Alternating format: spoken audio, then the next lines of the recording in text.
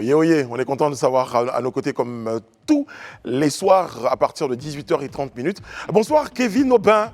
Bonsoir. Comment ça va? Ça va et toi? C'est vrai que là, ça paraît un peu jaune à l'écran, mais sinon on est sur un ton orange. Oui, c'est ça, on est sur un ton orange avec un pantalon rose parce que maintenant, c'est plus tendance que justement de marier les couleurs. Ah bon? Il faut les dissocier. D'accord. Et vous avez choisi le rose.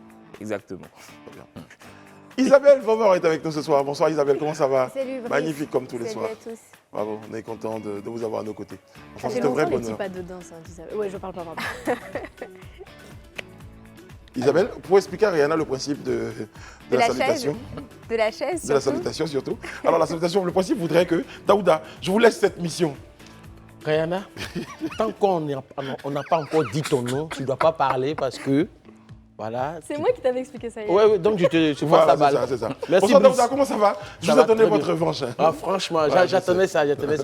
Et aujourd'hui, tu m'as bien salué, même si hier, tu l'avais oublié. Oui, oui, et vous avez gardé ça en cœur Oui. toute la nuit. Je te le dis aujourd'hui, en tout cas. Là, je vous ai salué aujourd'hui. Sinon, comment tu Et vous vas? êtes en costume surtout. Oui, je suis en costume. Je viens du champ, comme Alain hier. Ouais. Alain était au champ hier, moi j'étais au champ Et aujourd'hui. donc, vous avez décidé d'être dans les activités champêtres. Voilà. Dans la zone. Il faut être là pour donner la bonne information aux Ivoiriens. Vous êtes de façon champêtre. Élisée Bolougbeu, bon, vous, de toute façon, tout le monde sait que vous êtes habitué du chant. Voilà. Régulièrement, sauf les fois où vous avez décidé de faire de la peinture avec le fond. Non, c'est pas gentil. Bonsoir Élisée, comment allez-vous? Bonsoir Brice, je vais très bien. Merci. Très bien, on est content de vous avoir à nos côtés. Monsieur Alain Toussaint, bonsoir, comment ça va? Bonsoir Brice, ça va? Vous allez bien? Oui, ça va. On ne dit pas toujours bonsoir à nos équipes techniques. Bonsoir aux équipes techniques, aux cadreurs. Bonsoir à Abou, au chef du plateau. Bonsoir à Eliane Nago qui réalise ce numéro. Bon, les téléspectateurs disent, mais vous les voyez, mais non, on ne leur dit pas bonsoir. T'as pas Surtout chaud? Rihanna. T'as pas chaud? Non, pas du tout, Alain, pas du tout. Ça va. Quand vous étiez au champ hier, vous n'avez pas chaud. Moi-même, je n'ai pas de cravate. Est-ce que cravate là? Non, la salle est suffisamment climatisée, Ben oui, on n'a bien vraiment pas sûr, chaud. bien c'est- sûr. Bien sûr. le studio Kevin est pas Aubin. Juste avant de commencer l'émission, Daouda voulait se changer et le styliste de la chaîne lui a dit qu'il n'y avait pas de tenue pour lui. Donc il était contraint de garder sa tenue. Il faut dire la vérité aux Ivoiriens, Daouda. Eh, Kevin. En fait, Kevin, tu Non, vois. ne répondez rien, Daouda. En fait, tu es une vraie poucave. Non, une vraie poucave. je vais punir Kevin Aubin, juste pour commencer l'émission. Kevin Aubin. Début d'émission, comme ça, très bien. Non, allez-y. Pour divulgation de... Allez-y au coin. Pour divulgation de secrets. Pour divulgation de secrets de la production. Tu peux faire Voilà. comme ça. Voilà. Merci Kevin. Comment vous pouvez divulguer des secrets de la production? Carrément. Quand même, Je demande il est je vite demande une coin. grâce pour lui, il peut venir. Alain Toussaint demande une grâce pour Kevin. Bon, ça va. Ah, Quelqu'un a merci. plaidé pour vous. Merci. Ouais, parce que c'est en début Ben, d'émission. ramène la quand chaise même. alors. C'est une grâce pour Ah, nous. je ramène. Oui, ramenez. On va la garder, je suis sûr. Gardez-la là-bas, je suis sûr qu'avant l'émission, quelqu'un d'autre va y retourner. Mais ça sera va, c'est jamais pas vous, une Isabelle. amnistie. c'est tout ça. Ce ne sera jamais vous, Isabelle. Un Jamais. secret professionnel. Bah, j'y suis allée une fois quand même. Ah, c'est vrai? Oui. J'ai la mémoire courte. Non, mais en fait, il y a une seule personne qui n'est pas encore partie. Il est le plus sage du plateau. Qui? Alain? Élysée. Élysée. Non, Ah, moi. Élisée, et toi? Ben, il y a une seule personne, Lisée, toi, Daouda, franchement. Faut voir ce qu'on met dans la tasse de Daouda. Franchement, faut voir ce qu'on met. Laissez ma tasse en paix. Alors voici notre grande révision. Eh bien, elle était portée disparue. Eh bien, non. Non, pas du tout, pas du tout. Cette dame, j'en parle avec vous, Kevin Aubin. De Cette quoi? dame avait été portée disparue, Ouais. mais en vérité, elle s'appelle Eliane. C'est pas la gauche. Oui, enfin, elle a été portée disparue. Son mari, en tout cas son compagnon, s'en inquiétait vachement. Donc, il a fait un poste pour justement chercher sa femme. Il a demandé aux âmes de bonne volonté qui l'auraient vu de le contacter. Parce qu'à la base, elle était censée aller bosser à Dabou. À Dabou, exactement. Allons à Dabou. Mais finalement, Dabou s'est transformé en Paris, À Paname. à Paname, voilà. Donc, on a appris que finalement, la bonne dame se retrouve en ce moment même en plein automne à Paris. Voilà. C'est elle-même qui a donné de ces nouvelles, hein, en mode. Oui, dit-on. Ouais. Mais en fait, on en parle un tout petit parce que ça nous ramène à une histoire d'une dame qui avait à l'époque disparu, vous vous en souvenez? En fait, cette dame, elle était dans un média dont je vais taire le nom. Si, si. Voilà. Son copain a fait, pendant 2 jours, voyant pas sa copine, il a fait une annonce sur Facebook. Oui, C'était son époux, c'était pas son époux. Son époux, justement, c'est passé sur les médias. Franchement, la population de Facebook a cherché la dame. Finalement, on a retrouvé la dame quelque part Non les accablures du cabinet de la première dame. Bon, après, on veut chercher à savoir qu'est-ce qui se passe. Elle était où à l'hôtel? Franchement, elle était à Assini. À Sini. Elle était sur le littoral, c'était très bien. Bon, Bon, en tout finalement, cas, elle n'a pas globalement, disparu. Daouda, pour ne pas rentrer dans vos conséquences, globalement, la dame n'était pas si disparue. Elle n'avait pas si disparu que ça. Voilà, c'est le cas de le dire. Mais il y avait eu un deuxième cas d'ailleurs même, où il y a une jeune élève d'une école française, dont j'étais encore le nom, qui a disparu. Après, on retrouve la même dame à Bobo, chez son petit copain. Finalement, on veut parler encore, on dit on ne doit plus parler. Et il y a eu la fameuse histoire, et ça, on n'en parle pas souvent. Vous vous en souvenez, Élisée? La fameuse histoire, il y a eu même des audios de la gendarmerie. Ah oui. Ah oui, ça, c'était fort quand même. Après, À Thiébissou, non? ouais, on aurait appris que l'histoire était montée toute pièce, mais enfin bref. C'est d'ailleurs pour ça que souvent la police se donne un petit temps d'observation avant de déclencher le processus de recherche. Mais bon, renseignement pris, c'est pas comme dans les films où on disait, bon, quelqu'un a disparu, il faut attendre 72 heures. Il n'y a pas ce délai-là en général. Quand on a certaines preuves d'une vraie disparition, l'enquête se démarre en même temps. Il y a beaucoup de choses comme ça qu'on dit dans des films qui ne sont pas dans... C'est pas vrai dans la réalité, en vrai. Je vous donne quelques exemples. Par exemple, l'idée du... vous savez, dans des films, on voit quelqu'un approcher avec un mouchoir Oui, pour étouffer. pour étouffer. En réalité, il faut beaucoup plus de temps. Avant de perdre. Avec le connaissance. chloroforme, Avant de là. perdre Il faut beaucoup plus de temps. Regardez, tapez les 7 choses qui se disent dans des films ou se font dans des films qui ne sont pas vraies. Tapez, vous verrez. Il y a des choses. Le pistolet est silencieux. Oui. Et voilà. Donc je voulais juste vous le dire. Sur cette affaire-là, je Des disparitions? Oui, des disparitions. Dire que très souvent, les gens abusent quand même de la police. Parce que les services de police, une fois qu'ils sont saisis, déploient des moyens, des personnes, voilà. Vous parlez de la police, Alain, permettez-moi de vous expliquer que ce n'est pas bien. abuse de nombreux services. La police, et même les pompiers. Oui, bien Il y sûr. a des gens qui bien font sûr. de faux appels. De faux Et alertes. et c'est totalement irresponsable. Là, la dame dont on parlait, je veux dire, vous partez sans laisser de nouvelles à votre famille. Ou, bon, c'est Mais quand justement, même et des je me moyens de questionne, l'État moi, qu'on sur la nature de mobilise leur relation, pour hein. rechercher quelqu'un. L'histoire Non. ne dit pas qu'il y a un de ses cousins qui était informé. Non, ici, selon en tout cas ce que j'ai lu dans la presse ce matin, c'est vrai que le conjoint, lui, on lui a servi comme prétexte qu'elle se rendait à Dabou pour des questions d'emploi. Mais au niveau de la famille, il savait parce qu'elle avait préparé avec sa famille ce C'est ça. déplacement.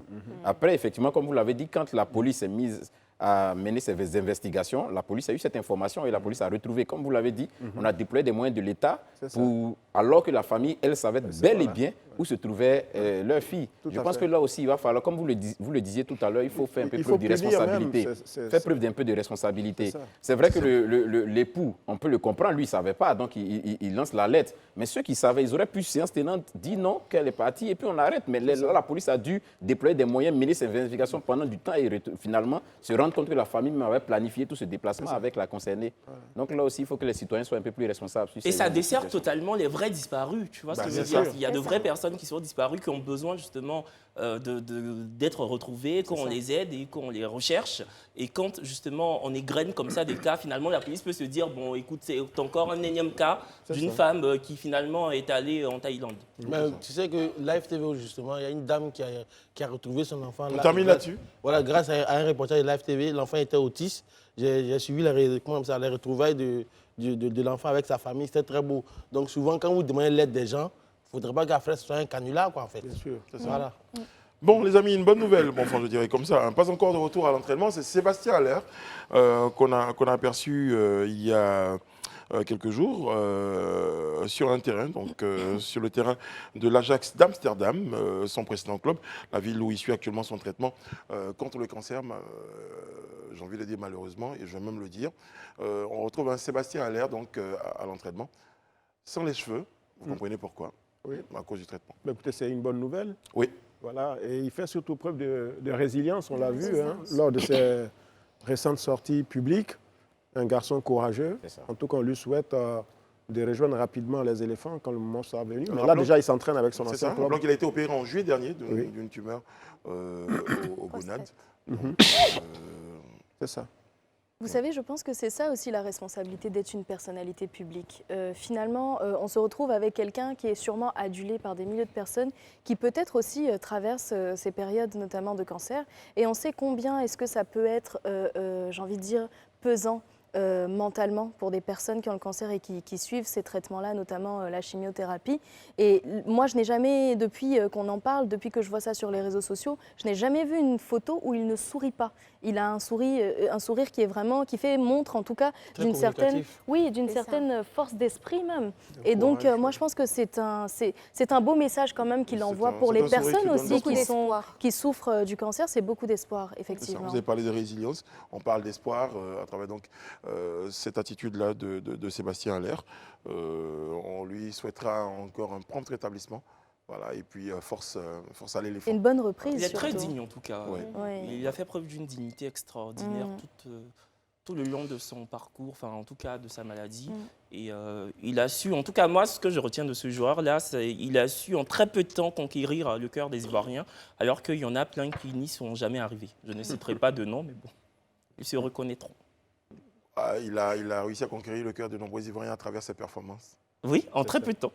bien. Il y en a qui jouent depuis 10 ans et puis bon, voilà, quoi, ils n'ont pas marqué Juste un les petit esprits. Non, c'est juste dit, effectivement, à travers ses performances, certes, mais aussi à travers sa qualité d'homme. Parce que pour ceux qui le côtoient, selon les informations qui nous reviennent, c'est quand même quelqu'un qui est très respectueux, qui se plaint quasiment jamais, en dépit de tout ce qu'on sait. Hein. Souvent, on pense qu'on n'a pas souvent cette manière de voir, mais parfois, des gens qui sont des binationaux comme ça, qui sont nés en Europe, qui ont grandi, qui ont tout fait en Europe, ce n'est pas forcément facile pour eux, généralement, de revenir en Afrique. Mais jamais on a attendu Sébastien Haller à des éclats de voix. Il a toujours été là, même quand parfois, nous, en tant que supporters, on a estimé qu'il était lésé ou bien frustré même sur le terrain, mais à aucun moment il n'a levé la voix. Il a toujours répondu présent. Et c'est à juste titre d'ailleurs que lors du Ballon d'Or, il a été ovationné par toute la salle à cause de, éventuellement, la situation qu'il traverse, mais la résilience qu'il a montrée et cette volonté de toujours repartir de plus belle. Je crois qu'on aurait un bon Sébastien Haller à la CAN janvier 2024. En tout cas, c'est exactement l'état d'esprit de certaines personnes sur ce plateau. Il y en a qui ne se plaignent pas. Je vais garder les noms pour la fin de l'émission. Pourquoi tout le monde imagine qui se plaint? Bon, suivez mon regard. 107 553.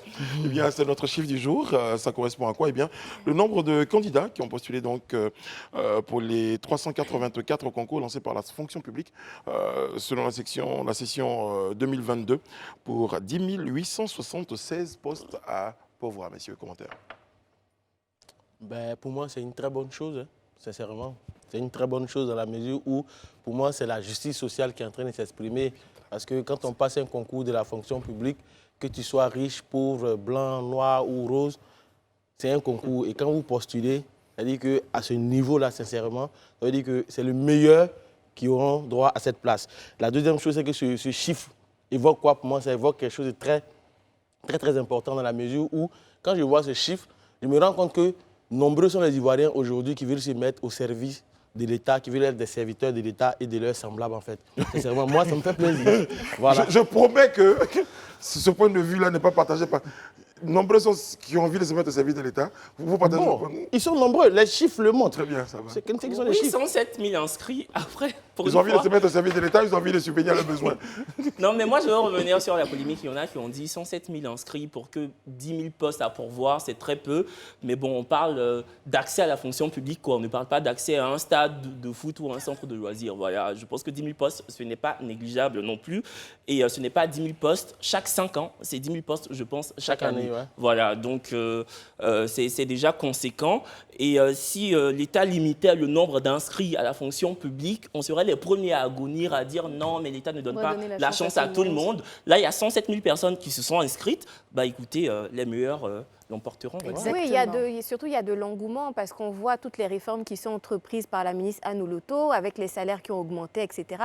Donc c'est normal en fait qu'il y ait autant de Ça devient personnes. plus attractif. Exactement, ça devient plus attractif, mais il faut savoir aussi que la fonction publique n'est pas, je veux dire, ne peut pas résorber en fait la problématique de l'emploi en Côte d'Ivoire.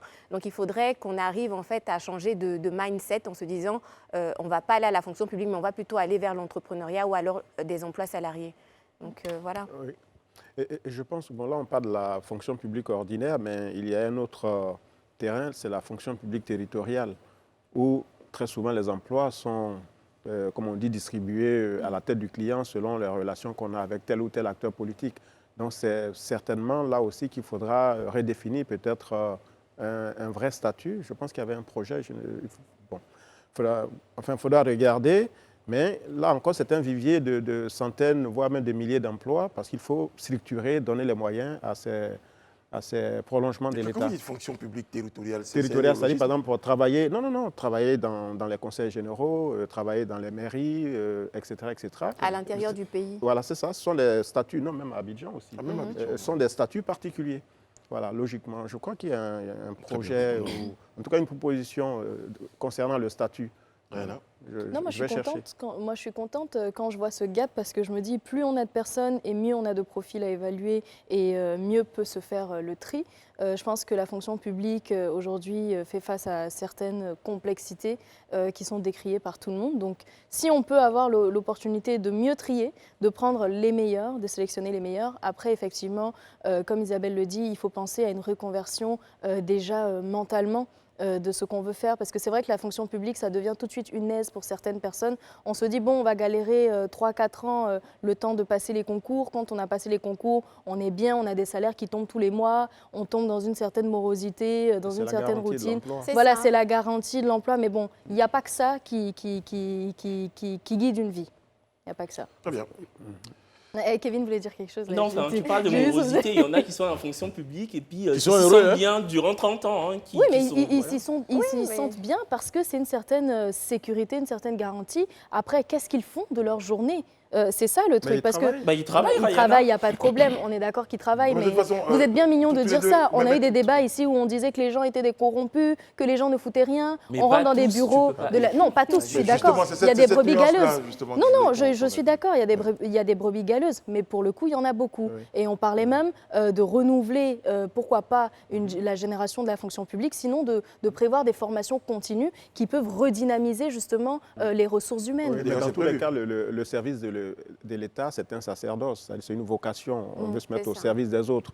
Voilà. Et je pense qu'il y a ce C'est pour ça que j'ai propos-là. souri tout à l'heure quand Daouda a dit ils sont nombreux à être pressés à pouvoir servir. Non, mais l'État. que tu le veuilles T'as ou non, vu ça 107 000, c'est un chiffre qui est vraiment... Non, c'est de l'engouement. Vraiment, il y a C'est de de l'engouement. l'engouement. Et puis, en plus de Nuance. ça, encore, je pense que dernièrement, elle a fait former 3000... C'est qui, elle? Je parle de la ministre Anne-Désirée Oumoto, sois précis. ministre de la fonction publique, qui a T'aurais fait pu parler former de ta tante. 3000 fonctionnaires à la MDE Business School et aussi dans, qu'on Donc, appelle c'est ça. le ministère, ce n'est pas elle. Oui, Voilà, le ministère. merci. Wow. Merci pour le mot, André. C'est très Non, important. André, non, Alain. Alain. Mais qu'est-ce qui lui Voilà, arrive? on va voir ça. On peut me donner. Non, non, non, Vérifiez le thé, vérifiez le non, thé. mais en fait, André, c'est André Alain, c'est pas loin quand même. Voilà. Oh là là. C'est pas loin quand même. Je peux vous Quand garantir. vous appelez Mamadou, Voilà. Ouais, Mais c'est comme elle et la ministre, c'est pas loin. ouais, évidemment. c'est pas grave, mais au-delà de tout, sachant qu'il y a beaucoup de réformes qui sont faites au niveau de la fonction publique, je pense qu'il faut aider le ministère à engager de nombreux fonctionnaires pour qu'on puisse y arriver. Il ne faut pas exagérer, on peut passer à une autre. C'est un breuvage coloré, hein. Oui. Je vous Daouda, il y a le rassure. sourire de la ministre là, pour répondre à ce que vous Qui est dites. très fier de toi. Oui, moi aussi je suis très fier de toi et très fier d'elle. Maintenant, le défi aussi, c'est l'État ne peut pas absorber tout le monde. Tout le monde, ça. Il faut oui. donc promouvoir et appuyer les entreprises, C'est ce donc que le disait, secteur privé. C'est ça. Isabelle Voilà, tout à parce l'heure. Je qu'après, pense ça pèse sur les finances. C'est ça. Et si le fonctionnement se fait au détriment de l'investissement, ben, on aura moins d'hôpitaux, moins de routes, etc. Donc, Et- à un moment donné, il faut le juste équilibre. Et très aussi. rapidement, justement, sur cette proposition d'Isabelle, ce serait de trouver un moyen ou une sorte de passerelle entre, par exemple, on parlait de prendre les meilleurs profils sur les 107 000, mais ceux qui restent ne sont pas forcément médiocres. Donc, il faudrait voir comment est-ce qu'on peut les reconvertir dans certaines entreprises privées qui sont aussi partenaires de l'État ou sous l'aile de l'État pour que ces personnes ne restent pas sans Là, la emploi. question sera un peu plus délicate, en fait. Ouais, je pense. Il faut de l'argent. On prend le principe du... Exactement. Mais c'est une proposition. Oui, hein, bien c'est une sûr. proposition. Après, comment ça se met en place, c'est à étudier. Bon, enfin, il faut le dire quand même, il y a une nuance. Hein. Examen et concours. C'est ça. Juste, enfin, 100 000 personnes, 10 000 postes à pourvoir, c'est 10%. Juste à titre comparatif, en France, en 2020, 470 000 personnes, justement, étaient candidats pour accéder à la fonction publique et il n'y a que 37 000 personnes qui ont été reçues. Donc, ça donne un Autour pourcentage des de 10%. 7%. Ouais. 7%. Voilà. Très Donc, bien. c'est pas mal. Ça veut dire que Ici, c'est pas mal. on est très bien. On est très bon. On est très bien, je suis pas sûr, c'est pas Bon, mal. ça dépend des épreuves aussi, Daouda. Hein, pas sûr. Quelle Les amis, j'ai autre chose. Avançons. C'est ça, parce qu'on va faire le tour. J'ai autre chose, c'est une vidéo du jour. Je retrouvais mes lunettes. C'est une vidéo du jour et c'est un chauffeur de Gbaka avec un petit délit de fuite, certainement. En tout cas, un chauffeur de Gbaka fugitif qui sème la panique parmi ses passagers. Regardez la vidéo. Poursuivi par la police en plus. Oui,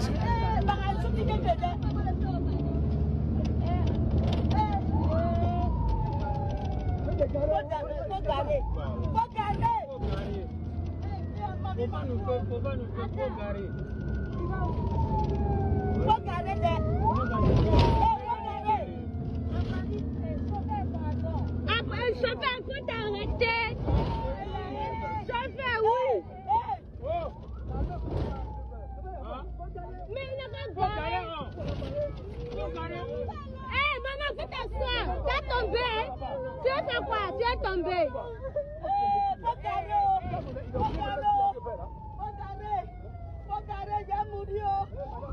Maman, faut te calmer. T'as mouru pour faire quoi? je nuance, je parle tout à l'heure d'un petit délit de fuite. Le terme que je cherchais, c'est un idiot délit de fuite. N'importe quoi. C'est quelqu'un qui met en danger mais la vie. On entend toute la détresse de cette pauvre dame, de cette dame en train de penser, hein, on le disait tout à l'heure quand on regardait la vidéo, à ses enfants, de voir sa vie défiler. Parce que lui craint d'être arrêté par la police, mais eux craignent pour leur vie. Non, mais il est pas C'est normal, vraiment, ce c'est gars. vraiment déplorable, en fait, cette situation-là. Moi, sincèrement, pour C'est dire... là, sur c'est le- en déplorable, fait, c'est je ne vais même pas parler des C'est chauffeurs de... aberrant. Voilà, je ne parle même pas des chauffeurs de Gbaka, en fait, parce que lui, il est idiot. Mais en fait, je m'inquiète un peu pour les policiers. On est à Abidjan. Est-ce qu'on avait besoin de poursuivre ce Gbaka? Oui. Je m'explique pourquoi je dis cela. Il suffit de prendre la plaque d'immatriculation. Et puis, le tour est joué. Parce qu'il y a eu plein de situations. Je te donne un cas. Deux Gbaka ont fait une poursuite sur le pont comme ça. Bougainville, le pont d'Agban. Ouais, le pont d'Agban pour se cogner. Mais personne ne les a poursuivis. Mais- Après, ils sont partis, mais ils ont été arrêtés, pris et emprisonnés. D'accord, mais Et les choses imaginons se que fait ce que- Gbaka-là, je dis bien imaginons qu'il transporte de la drogue. Le temps de des prendre armes. sa plaque, des armes, voilà, le temps de prendre sa plaque d'immatriculation et de ne pas le suivre, il aura le temps justement de se démunir de ce qu'il cache. Mais est-ce que- d'illicite. Non, parce qu'à la Non, base, mais à la base, attends, Daouda, oui. à la base, est-ce que, je pose une question, est-ce que lorsque la police se lance à la poursuite hein, du Gbaka, ils se disent normalement il y a une injonction, donc le Gbaka va freiner. Il est censé freiner Il est censé normalement. freiner, S'il mais ne se quand il- reproche rien. Justement. Quand il continue, vous ne dites pas, Il les rentre policiers dans un vont dire délit juste on déjà. prend la photo et puis on les laisse continuer. Moi, je pars du principe, je réponds sur ça rapidement, je pars du principe que si c'était un véhicule personnel, on peut peut-être. Mais là, en tant que policier, il faut avoir la responsabilité de savoir qu'en fait, le chauffeur n'est pas seul dans le véhicule. Il est avec des passagers. Et là, on voit la dame tout apeurée, en fait. Mais un Donc, véhicule juste personnel- je termine. Juste en regardant les passagers, en fait, il devait avoir le bon sens de dire simplement, on va le suivre calmement. Forcément, quand on regarde les travaux qui se passent à Abidjan, forcément, il y aura un embouteillage quelque part. Et j'ai regardé cette vidéo jusqu'au bout. À un moment donné, il y a quelqu'un qui parlait d'embouteillage. Et il y a eu l'embouteillage. Donc, Non, il a- mais- donc il a été Mais pris. personne ne dit également que c'était une phase Voilà. de Félix qui s'est en train de réaliser, Élisée. Bon, Non, mais moi, je pense qu'il faut que Daouda comprenne que force reste à la loi. Tu ne sais pas les circonstances qui ont milité à ce que la police puisse le prendre en chasse. C'est ça. Peut-être que c'est parce qu'il avait une conduite hasardeuse qui mettait la vie même des passagers en péril que la police a décidé de mettre un terme à cela. Parce est-ce qu'on qu'ils a... n'ont pas augmenté cette passagers, les conduite en piétons péril? Les- Non, c'est mais ce que dit les ils passagers. sont formés aussi les- pour ça. Les passagers et C'est-à-dire les que piétons. même s'ils les Faut suivent, suivre. même s'ils suivent le Gbaka, je veux dire, il y a une autre voiture qui peut venir couper la route par devant. Oui, Ils sont sinon- formés pour ça, sinon ils ne vont pas mettre la Moi, vie je de- dis, le de- chauffeur a de été citoyens en idiot, danger. Oui. mais je pense qu'il n'avait pas besoin de cette course. Non, on a bien compris, Élisée Voilà. n'avait pas terminé. Voilà. Merci beaucoup, Kevin. Voilà, donc je disais que on ne sait pas les circonstances pour lesquelles les policiers ont pris en chasse ce véhicule-là. Mais moi, je crois qu'il n'y a aucune, disons, Excuse. aucune excuse pour le chauffeur. Nous sommes tous à Abidjan, nous savons la plupart du temps comment ces conducteurs... C'est même toi, Daouda, il y a 2 ou 3 jours de cela ici, qui disait qu'après avoir mené une investigation sur l'axe à Bobo, à Djamé, Oui, pendant ils une n'ont pas de semaine, permis. tu as vu 10 sur 10 Gbaka, 8 qui n'avaient pas de permis de conduire. Donc, tu imagines que c'est des tombeaux à ciel ou des tombeaux ouverts qui sont là. Donc, la police ne peut pas laisser faire. Imagine tout de suite que les policiers ne l'aient pas pris en chasse et que demain, on se rende compte, ou bien que dans la suite des événements, on se rende compte que le Gbaka, visiblement, parce que celui qui est au volant semble être quelqu'un qui est déréglé, aille renverser tout ce monde et que les gens meurent. Mais la police aurait ça sur sa conscience parce qu'elle aurait pu prendre des initiatives pour arrêter ce chauffeur-là, l'empêcher de poursuivre dans sa course folle. C'est de ça qu'il s'agit. La preuve, c'est qu'il est bien, c'est qu'on se rend compte. Je suis inquiet dans la mesure où tout ce que tu es en train de dire, un chauffard qui roule comme ça et vous le poursuivez, est-ce que vous n'accentuez pas en fait sa façon de conduire dangereusement en fait? Parce que vous savez qu'il roule très mal. Le risque est le même. Tout à l'heure, je parlais de véhicules personnels. Tu disais que voilà, ça aurait été Tu as parlé de drogue, c'est pourquoi je t'ai dit qu'il n'y a pas de véhicule personnel. Tu as dit que ça aurait été un véhicule personnel. La police, justement, aurait pu prendre le véhicule personnel en chasse, mais pas un BACA. Mais le risque est le même parce que le BACA peut renverser des piétons ou même cogner d'autres véhicules et faire des morts sur son passage. Mais est-ce qu'en le poursuivant autant qu'un BACA. Donc, qu'on poursuive un véhicule personnel ou un BACA, le risque, il est le même. Mais est-ce qu'en poursuivant le BACA, est-ce que tu ne pousses pas le chauffard à appuyer encore plus sur l'accélérateur? Donc on doit justement le laisser comme ça, comme si... Non, je n'ai pas dit laisser comme ça. Prendre la plaque d'immatriculation et après. D'accord, on a eu 2 minutes d'échange. Non, en fait, là où peut-être je vais rejoindre Daouda, c'est que jusqu'à combien de kilomètres, sur combien de kilomètres va continuer cette course-poursuite? Parce que c'est vrai qu'on n'a pas tous les éléments, c'est-à-dire on ne sait pas où ça a commencé, où ça s'est terminé, s'ils l'ont attrapé et tout ça. Mais moi, je pense que déjà la police, en fait, ce n'est pas la première fois que la police fait une course-poursuite. Mais je pense qu'à un moment, la police aussi a l'intelligence de prendre la plaque d'immatriculation. On a des caméras donc qui peuvent retracer ce qui s'est passé. Je veux dire, ce monsieur-là, on peut l'arrêter à tout moment, même après ça. Non. Parce que quand on regarde la vitesse à laquelle il part, c'est hyper dangereux. Je veux dire, il peut même se ramasser des piétons aussi. Donc, comme tu le disais, le risque est le même. Mais effectivement, vis-à-vis des policiers, si le plan A ne marche pas, le plan B peut marcher. Après, les policiers et les bacamans, ils se connaissent très bien. Ils savent comment ils fonctionnent dans la vie et c'est dans la ville. Et c'est ce qui est déplorable. Parce que finalement, on va se retrouver avec des gens qui vont s'entendre à l'amiable, et je ne l'espère pas, qui vont aller s'entendre à l'amiable. Ils vont payer je ne sais pas combien et puis c'est réglé.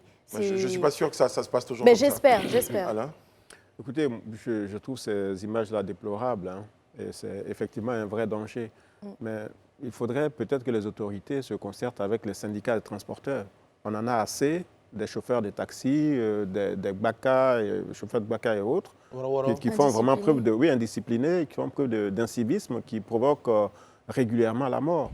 Là, effectivement, on n'a que cette partie de la vidéo. On ne sait pas ce qui s'est passé avant ou après. En tout cas, on n'a pas eu connaissance qu'il y a eu un accident. On a un véhicule de police qui se lance donc après ce BACA et qui refuse d'obéir et qui continue tranquillement, en dépit même des hurlements de la maman qu'on a entendue. Donc franchement, il y a beaucoup de méchanceté, de sorcellerie dans cette attitude-là. C'est ça. Je veux dire, au-delà du comportement, de ce qu'on pourrait estimer que la police aurait dû faire, moi, je veux dire, le vrai mise en cause ici, c'est ce chauffeur irresponsable. À un moment donné, il est inconscient. Voilà, parce qu'on parle des policiers. De toute façon, on n'a pas l'allure à laquelle la cause-poursuite se faisait. Mais quand quelqu'un entend les plaintes, les supplications, à la limite les pleurs et les cris des personnes dans son véhicule et qui n'a pas l'intelligence, qui n'a pas la responsabilité de s'arrêter, que cache-t-il?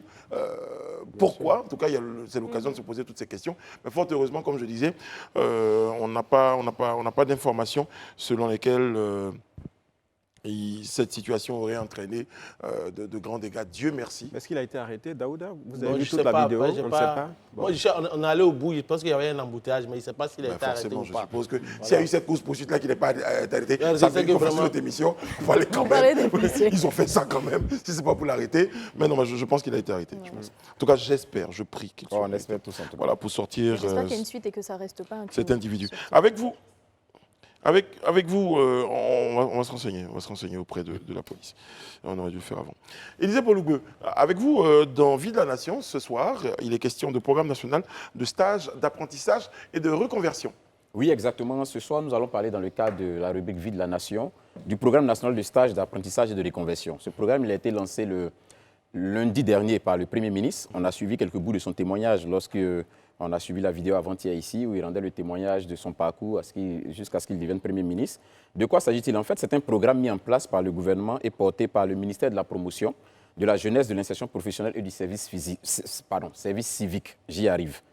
Et c'est pour répondre effectivement à 3 problématiques. La première, le stage après formation.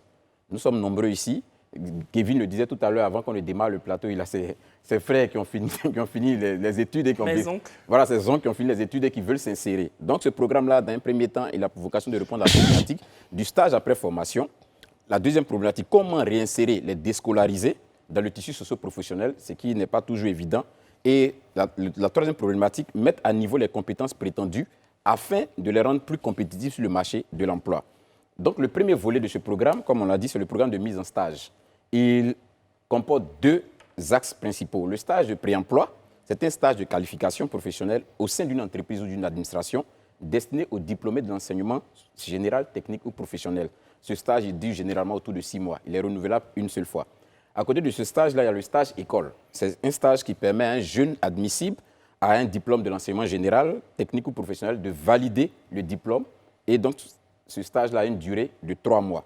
Entre autres conditions, pour bénéficier de tous ces stages-là, de ce programme de stage-là, il faut juste être âgé de 16 à 40 ans et puis être inscrit sur le site de l'Agence Emploi Jeunes.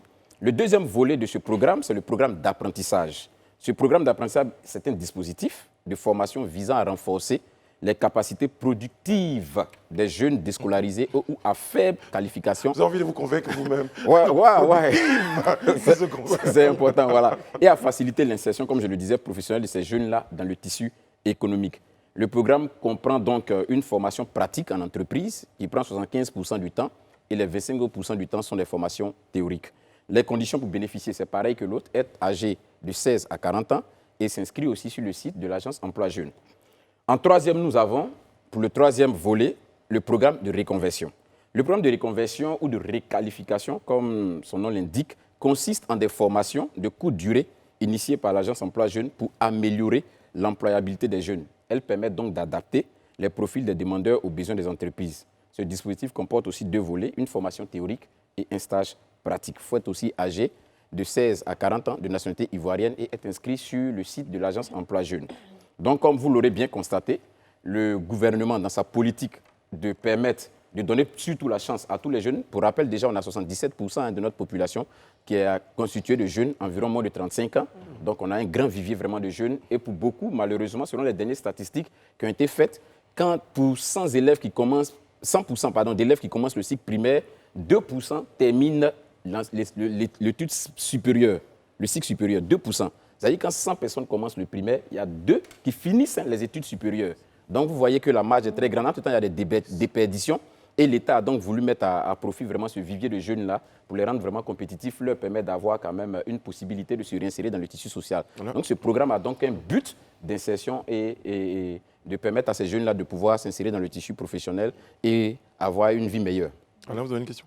Oui, bravo au gouvernement pour toutes les initiatives qui visent à faciliter l'entrée sur le marché du travail à la jeunesse. Il y a un mais dans cette phrase. Oui, je voulais relever la question des stages. C'est ça. Il y a beaucoup d'abus. Il ne faut pas faire miroiter des choses aux jeunes si au bout de 3, 6, 9 mois, 1 an, on leur ramène à la dure réalité du chômage. Parce qu'il y a le Premier ministre, j'ai écouté son discours, qui a dit à l'attention des entreprises publiques et des institutions, ainsi que des sociétés, en fait des entreprises privées, qu'engager un jeune en stage n'est pas une option, c'est une obligation. Alors moi, je voulais juste m'en tenir aux entreprises publiques. Ça, voilà. C'est ça en parlant du public, voilà. En fait. Il a dit mais surtout à l'attention des institutions, notamment. Moi, j'ai l'exemple d'une personne qui a travaillé dans une institution comme stagiaire pendant 1 an et qui s'est vu signifier il y a 2 semaines la fin d'un stage. C'est-à-dire, elle a fait 3 mois, ensuite 6 mois, 9 mois et 12 mois. Alors, donc, ce n'est pas normal. C'est ça. Voilà. Et c'est dans une grande institution de ce pays. C'est même la première après la présidence, vous voyez. Donc, à un moment donné, il faut aussi que l'État lui-même ait des attitudes vertueuses. Parce qu'on ne peut pas inciter les entreprises à faire venir des stagiaires quand on a des ministères, des directions générales d'entreprises publiques, quand on a des institutions aussi importantes qui mettent des jeunes diplômés à la porte au bout d'1 an de stage. Il y a quand même beaucoup d'abus. Élisée, c'est peut-être pas pour vous aider à répondre pour enchérir.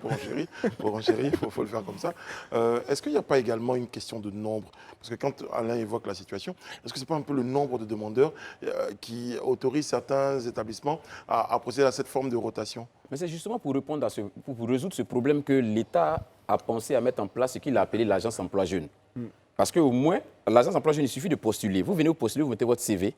Tout le monde est là. C'est comme une base de données. On a les qualifications, on a les profils, on a tout.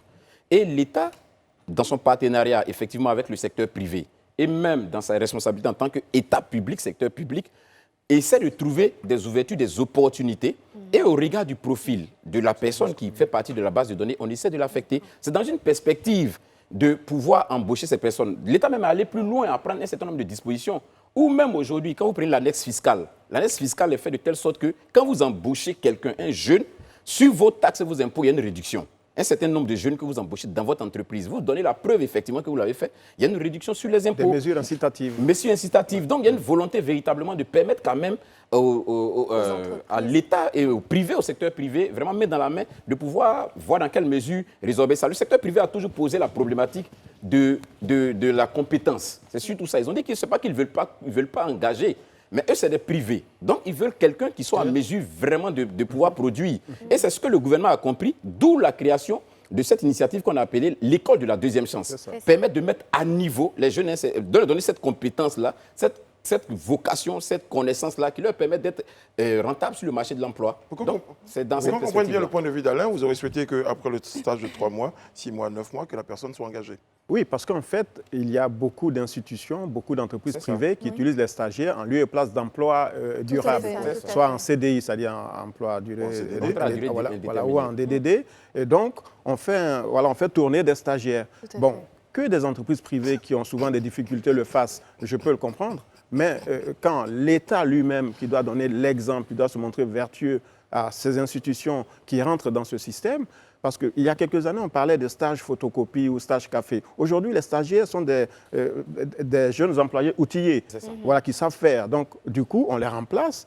Voilà, je veux dire, au lieu d'embaucher des personnes qui ont de l'expérience, on fait venir des stagiaires et puis finalement, on les fait tourner. Bon, 3 mois, 6 mois, 9 mois. Donc là, il faut que l'État soit exemplaire. Justement pour résorber tout ça, quand le programme a été lancé. Exactement. Et là, le Premier ministre a été très ferme, il a été clair. Comme vous l'avez dit si bien, il a dit que ce n'est plus une option. Voilà, c'est une obligation aujourd'hui. C'est-à-dire que l'État ne peut plus se cacher pour dire non, il ne voit pas. Parce que là, on a une vraie pression sociale.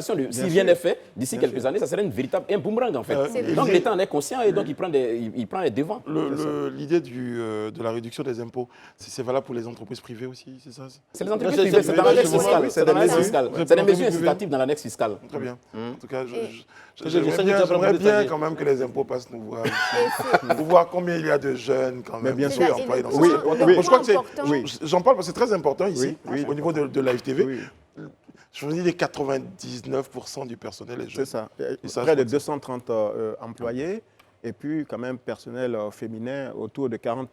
Donc, quand même, une entreprise exemplaire qui mériterait même d'être encouragée par l'État aussi. Franchement, c'est ça. En fait, c'était là que j'aboutissais. Tout à fait. Là, quand même. Et c'est en cela, en fait, que l'agence Emploi Jeune se porte garant pour tous les jeunes, en tout cas, qu'elle met en stage à travers ces entreprises-là. Et le point sur lequel, moi, je voudrais m'appesantir, c'est que les programmes, les opportunités qui sont offertes sont pour des jeunes de 16 à 40 ans. Aujourd'hui, on est considéré jeune en Côte d'Ivoire jusqu'à 40 ans. Et ce pourquoi? Parce que 80 ans, souvent, ça dépend. Ça dépend du parti. Mais je veux dire, c'est tout simplement parce qu'on a connu quand même une dizaine d'années de crise. Et donc, c'est pour permettre à ces jeunes qui n'ont pas eu la chance, en tout cas, de profiter des opportunités que l'État pouvait leur donner, de pouvoir donc élever l'âge à 40 ans. Et ça, c'est vraiment à saluer. Parce que dans d'autres pays, ce n'est pas le cas. Merci Isabelle, merci beaucoup. Franchement, quand vous parlez comme ça, j'ai juste envie de dire, on abandonne tout. Et on se laisse emporter. On se laisse emporter. À tout de suite.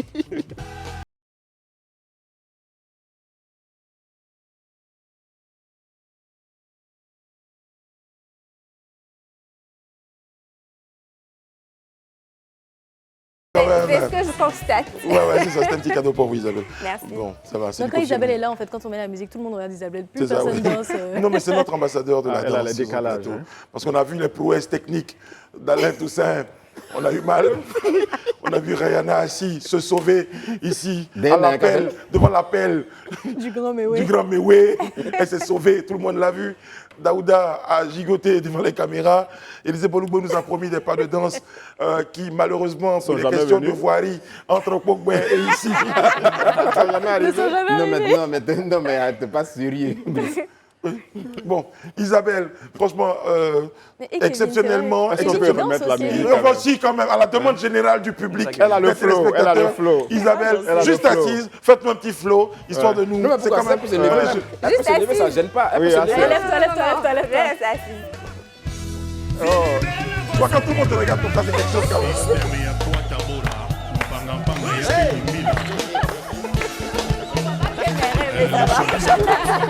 Bravo, moi je le vois. Et justement, les téléspectateurs me le disent, je lis sur nos pages des réseaux sociaux, que va faire Rihanna face... Eh, boire. Que va faire Rihanna? Eh bien, elle va boire. C'était pas mal. Bon, allez, on se fait un petit moment de détente. Ah, ça c'était pour Kevin? Ah oui? Ah oui? oui, Kevin, ah oui, les téléspectateurs nous disent quoi? Ah, Kevin. On fait ça comment? Kevin, il a du coup, il fait. Bon, ne faites pas ça. Hey. Ne m'en demandez pas trop. Franchement, Voilà, franchement, merci. J'ai fait ce que Kevin j'ai a pu. du rang en France. Kevin a dû... C'est tout ce qu'on Ouh, peut Kevin. Non, mais... Non, Rihanna a déjà dansé. Il y a des images de Rihanna en train de danser. Non, mais on va pas les retrouver. Non, si, on va les retrouver. Non, mais c'est un accident. C'est un accident, c'est un accident de danse. Bon, merci les amis. Juste avant de retrouver le président, j'ai retrouvé mes lunettes surtout. Et je voulais dire, c'est vraiment un moment de remerciement à la maison des lunettes. Parce que je les avais plus. Et enfin, pas que je les ai retrouvées, mais bon, plus nettes. Voilà, parce qu'à un moment donné, je ne voyais plus Kevin. La maison de la lunette, c'est quoi? C'est une maison des lunettes. Petit placement de produit. Oui, non, mais grand même, et même grand, je le disais, grand. Parce que ouais, ça aide votre présentateur à voir mieux. Ah Mais bon, voilà, on sait d'accord. jamais. Voilà, vous arrêterez de vous plaindre. C'est offert. Elles ont été offertes. Non, je les ai achetées, mais la maison des lunettes m'a permis de les voir plus clair.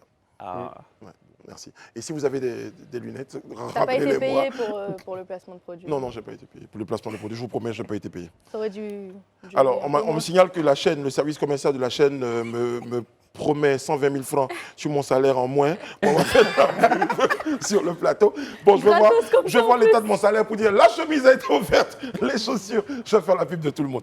Bon, les amis, je vous permets de recevoir justement, et il viendra pour me défendre, son Excellence Salas Kobil, s'il vous plaît. Ovation. Oh, notre président. Notre président, mais venez, vous avez déjà passé devant. Émergence Toyo. Vous avez salué, hein, me serrer la main. Oui. Bonjour, Monsieur le Président. Installez-vous à côté de moi. Bonsoir, Brice. Bonsoir, Monsieur le Président. Comment ça va? Ça va bien. Monsieur le Président, Un grand bonheur pour moi, comme Comme d'habitude, d'habitude. d'être avec vous ce soir. c'est ça. Monsieur le Président, commençons par ce qui fait un peu l'actualité. Je ne vous ai pas vu, moi, j'y étais, Kevin aussi, au concert de Yodé et Siro. Ah oui, bien sûr. Enfin, avant de répondre à cela, permettez-moi de m'incliner sur, devant les mémoires, bien sûr, de ces victimes de cet accident qui a eu lieu à Bingerville. Environ 30 morts, 30 victimes, pardon. Je crois que c'est regrettable.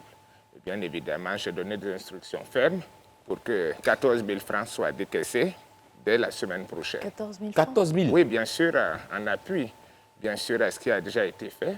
Vous avez bien pu constater que la ministre de la Solidarité et le ministre de la Santé se sont rendus dans la région de l'Agnebi-Tiassa suite, bien évidemment, à l'inondation qui a eu lieu là-bas. Et nous avons fait beaucoup de dons, mais je peux vous dire que nous avons renforcé surtout les draps. Parce qu'en pareille circonstance, il faut vraiment que les gens soient soudés, le rapprochement, la chaleur de l'un et de l'autre. Vraiment, c'est vraiment c'est pour ça que vous avez donné des important. draps.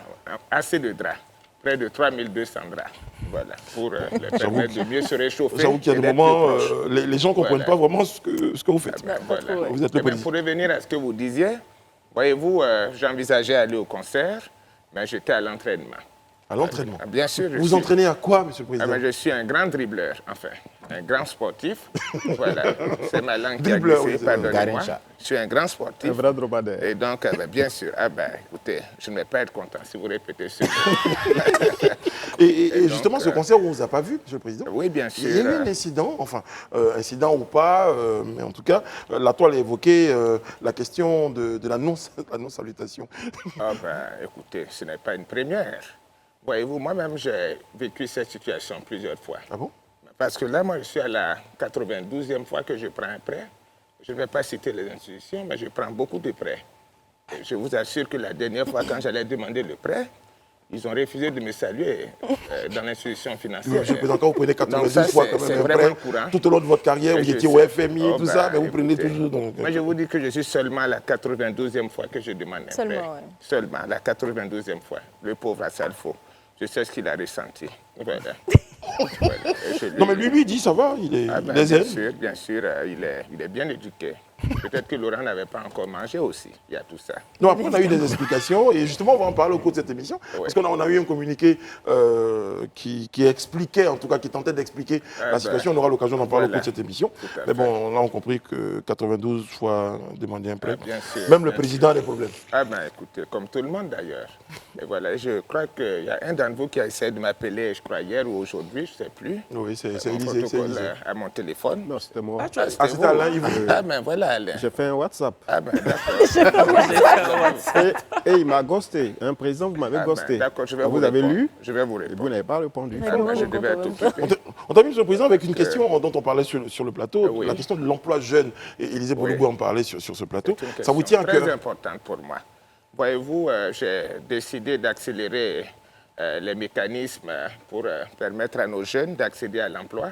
Et j'ai promis aux Ivoiriens, je réitère encore cet engagement, à partir de 2029, entre 2029 et 2035, Le quatrième nous mandat. allons vraiment... Non. Vous savez, il y a un proverbe, disons, il y a un auteur qui a dit « Je ne suis plus là où j'étais, mais je suis toujours avec vous parce que je suis dans vos cœurs. » Donc, j'ai paraphrasé cette expression, mais je veux vous dire que prenez ça comme ça. En 2029, nous allons plus accélérer ce processus.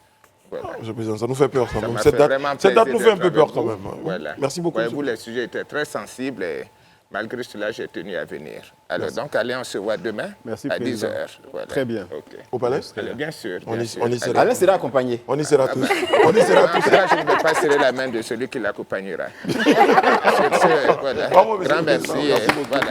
Merci pour votre présence. Merci beaucoup. C'est bon, continuez le refrain. Je suis à la Scobile. Voilà. Son Excellence Alas Kobil, qui passe nous faire un petit coucou comme ça. Oui, merci, monsieur le Président. Juste devant la caméra. Bravo, monsieur le Président.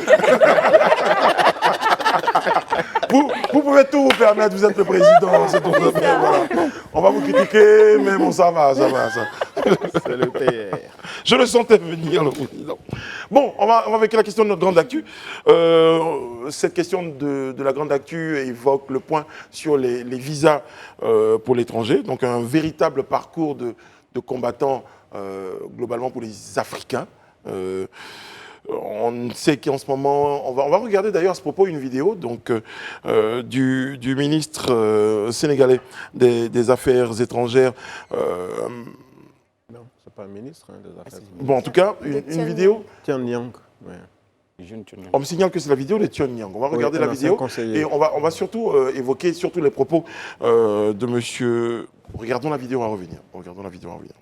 Depuis 2 mois, mes jeunes de Givon Digital Academy là-bas ont fait une délégation, sélectionnée, ils ont fait tellement de travail depuis 6 mois. 2 mois, on a déposé des visas à l'ambassade du Canada. Même ici, Montréal Connect, Printemps numérique, ils ont appelé, ils ont envoyé tellement de documents. On a tout fait, je garantis les jeunes, j'ai tout fait.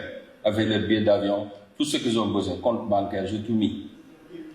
Mais jusqu'à présent, ils n'ont même pas de respect d'envoyer les gens texte message pour leur dire que on a reçu votre demande, on ne vous donne pas le visa, mais on vous donne ton argent. Rien. C'est-à-dire qu'on achète des billets d'avion. Les jeunes, 98 000 francs CFA pour un jeune africain, c'est beaucoup d'argent, hein?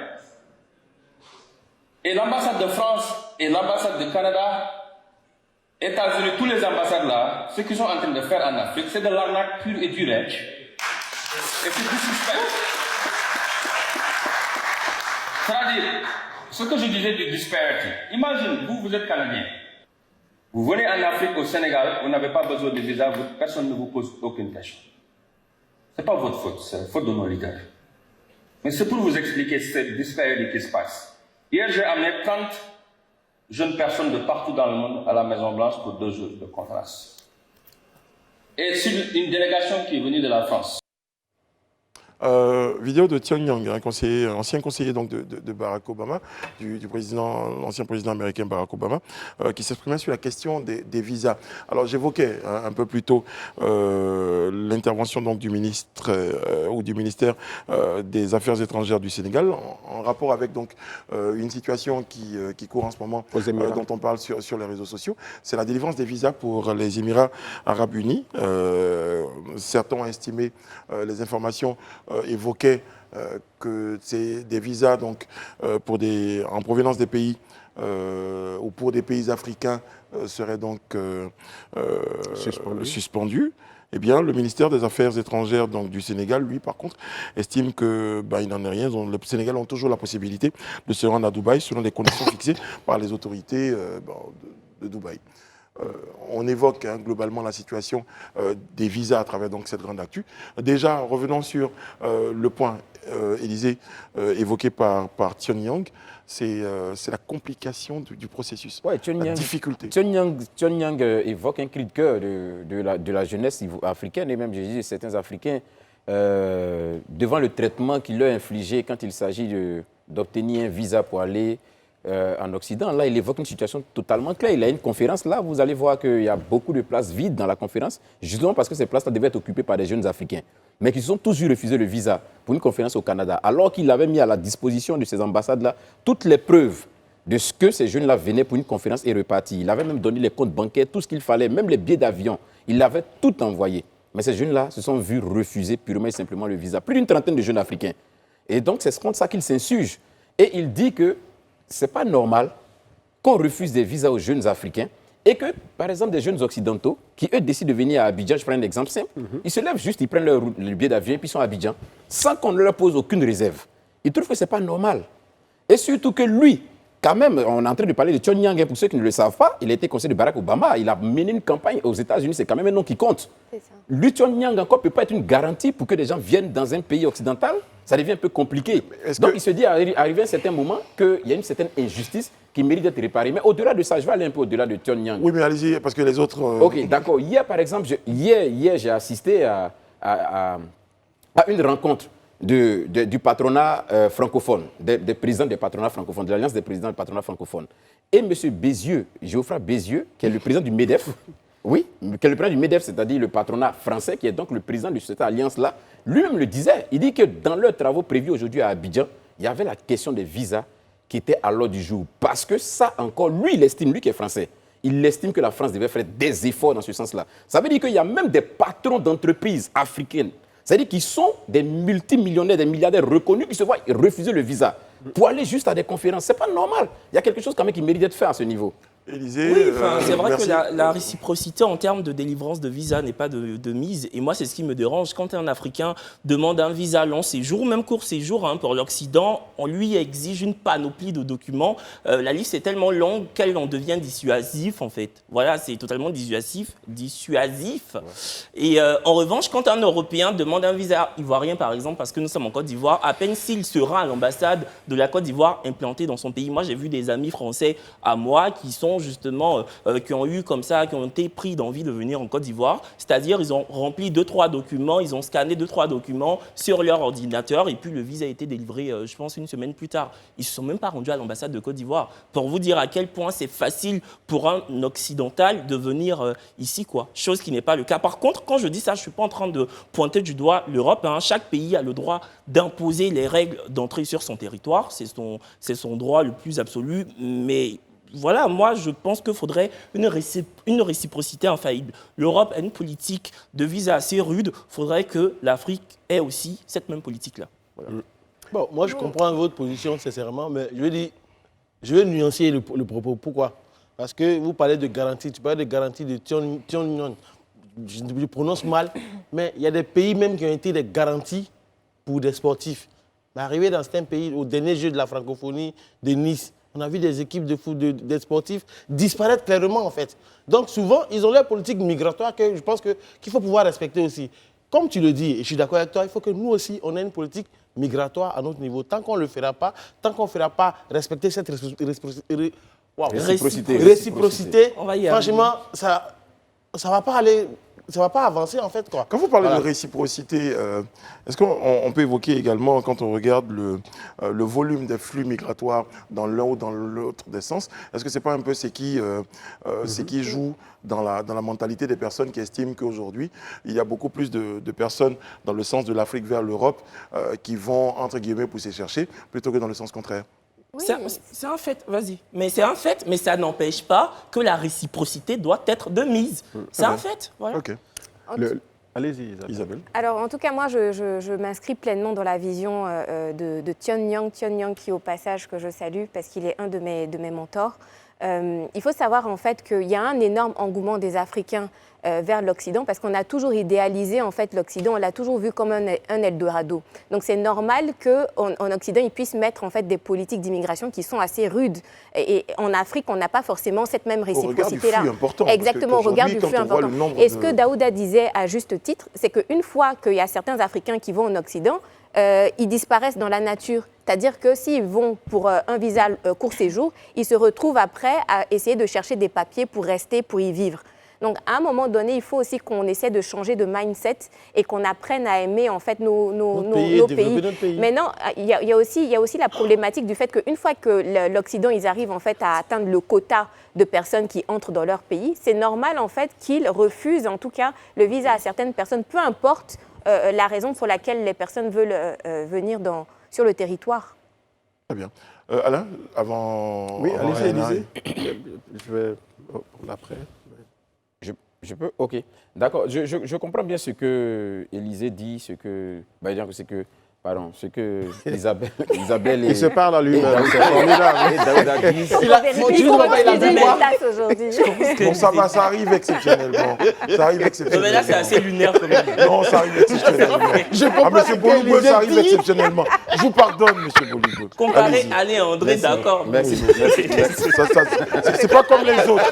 C'est pas comme les autres qui sont perspicaces. Allez-y, Élisée. Kevin, moi, je sais qu'avant la fin de l'émission, ça va finir avec toi. Ça va finir à ton niveau. Donc, comme je le disais, voilà, comme les deux ont dit, je suis d'accord avec. C'est vrai qu'aujourd'hui, personne ne peut nier qu'il y a eu quand même des faits déplorables où les gens sont partis et se sont volatilisés dans la nature. C'est une réalité. Mais pour moi, ça ne suffit pas pour que des personnes qui ont fait la preuve... Mais attends, est-ce que vous savez un peu l'indignité d'une personnalité africaine, d'un chef d'entreprise? Mais attends, pour aller à l'ambassade et se voir refuser un visa au motif que, bon, souvent même pas justifié. Non, parce que l'ambassade, comme déjà même sur le papier, pour ceux qui sont allés à l'ambassade, c'est déjà écrit, hein, l'octroi du visa est à l'appréciation du consul. Ouais. C'est-à-dire même si tu veux débrouiller tous les papiers justificatifs et décider que tu ne vas pas, ça c'est à son bon vouloir. Bah non, mais quand vous allez... la politique des quotas. Je suis d'accord. La politique des quotas, on ne peut pas prendre tout le monde. Donc quand on dit que c'est à l'appréciation du consul, c'est-à-dire en fonction des cas, ils vont accepter ton dossier ou pas. Ça dépend. S'ils ont atteint leur quota, pourquoi est-ce que tu veux qu'ils demandent encore à des gens de venir dessus? Moi, je suis chef d'entreprise. C'est pas possible. Élisée, tu parlais de chef d'entreprise. Il faut qu'on essaie de les comprendre. Chef d'entreprise ou pas, un citoyen, c'est un citoyen, hein, je veux dire. Mais en fait, quelqu'un est chef d'entreprise qu'on doit forcément valider son dossier et lui octroyer un visa. Généralement, ce qui me choque en fait, vous êtes en train de parler de la France, vous êtes en train de parler des pays européens. Mais pourquoi vous ne parlez pas de visa même qui est instauré entre la Côte d'Ivoire et le Cameroun, entre la Côte d'Ivoire et le Congo? En Afrique ici, est-ce qu'on ne se demande pas des visas? C'est un autre débat. Est-ce qu'on ne refuse pas le visa des Africains? On le refuse, oui ou non? Là, tu es en train de parler d'intégration africaine. Mais pour le moment, parlez pour nous-mêmes d'abord. Il évoque la situation, Daouda évoque la situation des pays africains. Parce que quand tout à l'heure on a parlé, c'est vrai qu'on a un peu fustigé la destination. Mais là, il évoque également. Je vais répondre. On a dit étranger. Oui, je vais répondre. C'est un peu le thème de notre... Sur la question des visas même entre les pays africains, moi je le dis honnêtement, pour moi c'est une vraie hérésie. C'est vraiment, ça veut dire que c'est pourquoi j'estime pour ma part que des institutions comme l'Union africaine, aujourd'hui, n'ont pas leur raison d'être si on se retrouve dans un chemin où on doit avoir quelques visas. Le Rwanda, c'est un pays qui est quand même un peu avancé. Mais le Rwanda a pris sur lui la responsabilité de supprimer tout ce qui est visa pour les Africains. Mais est-ce que le pays s'est écroulé pour autant? Je pense qu'à un certain moment, ça, pour moi, c'est une hérésie même. Non, mais en Donc fait, la ça question vient des visas, et voilà, ça j'ai fini vient- la question. Ça vient après la Le sujet est assez intéressant. On va en profiter pour jeter un coup d'œil avec Rayana sur les réactions sur nos pages des réseaux sociaux et puis avoir donc les réactions d'Alain et ensuite de Rayana juste après la pause. À tout à l'heure. Nous sommes de retour sur le plateau du Grand Talk pour notre rendez-vous tous les jours.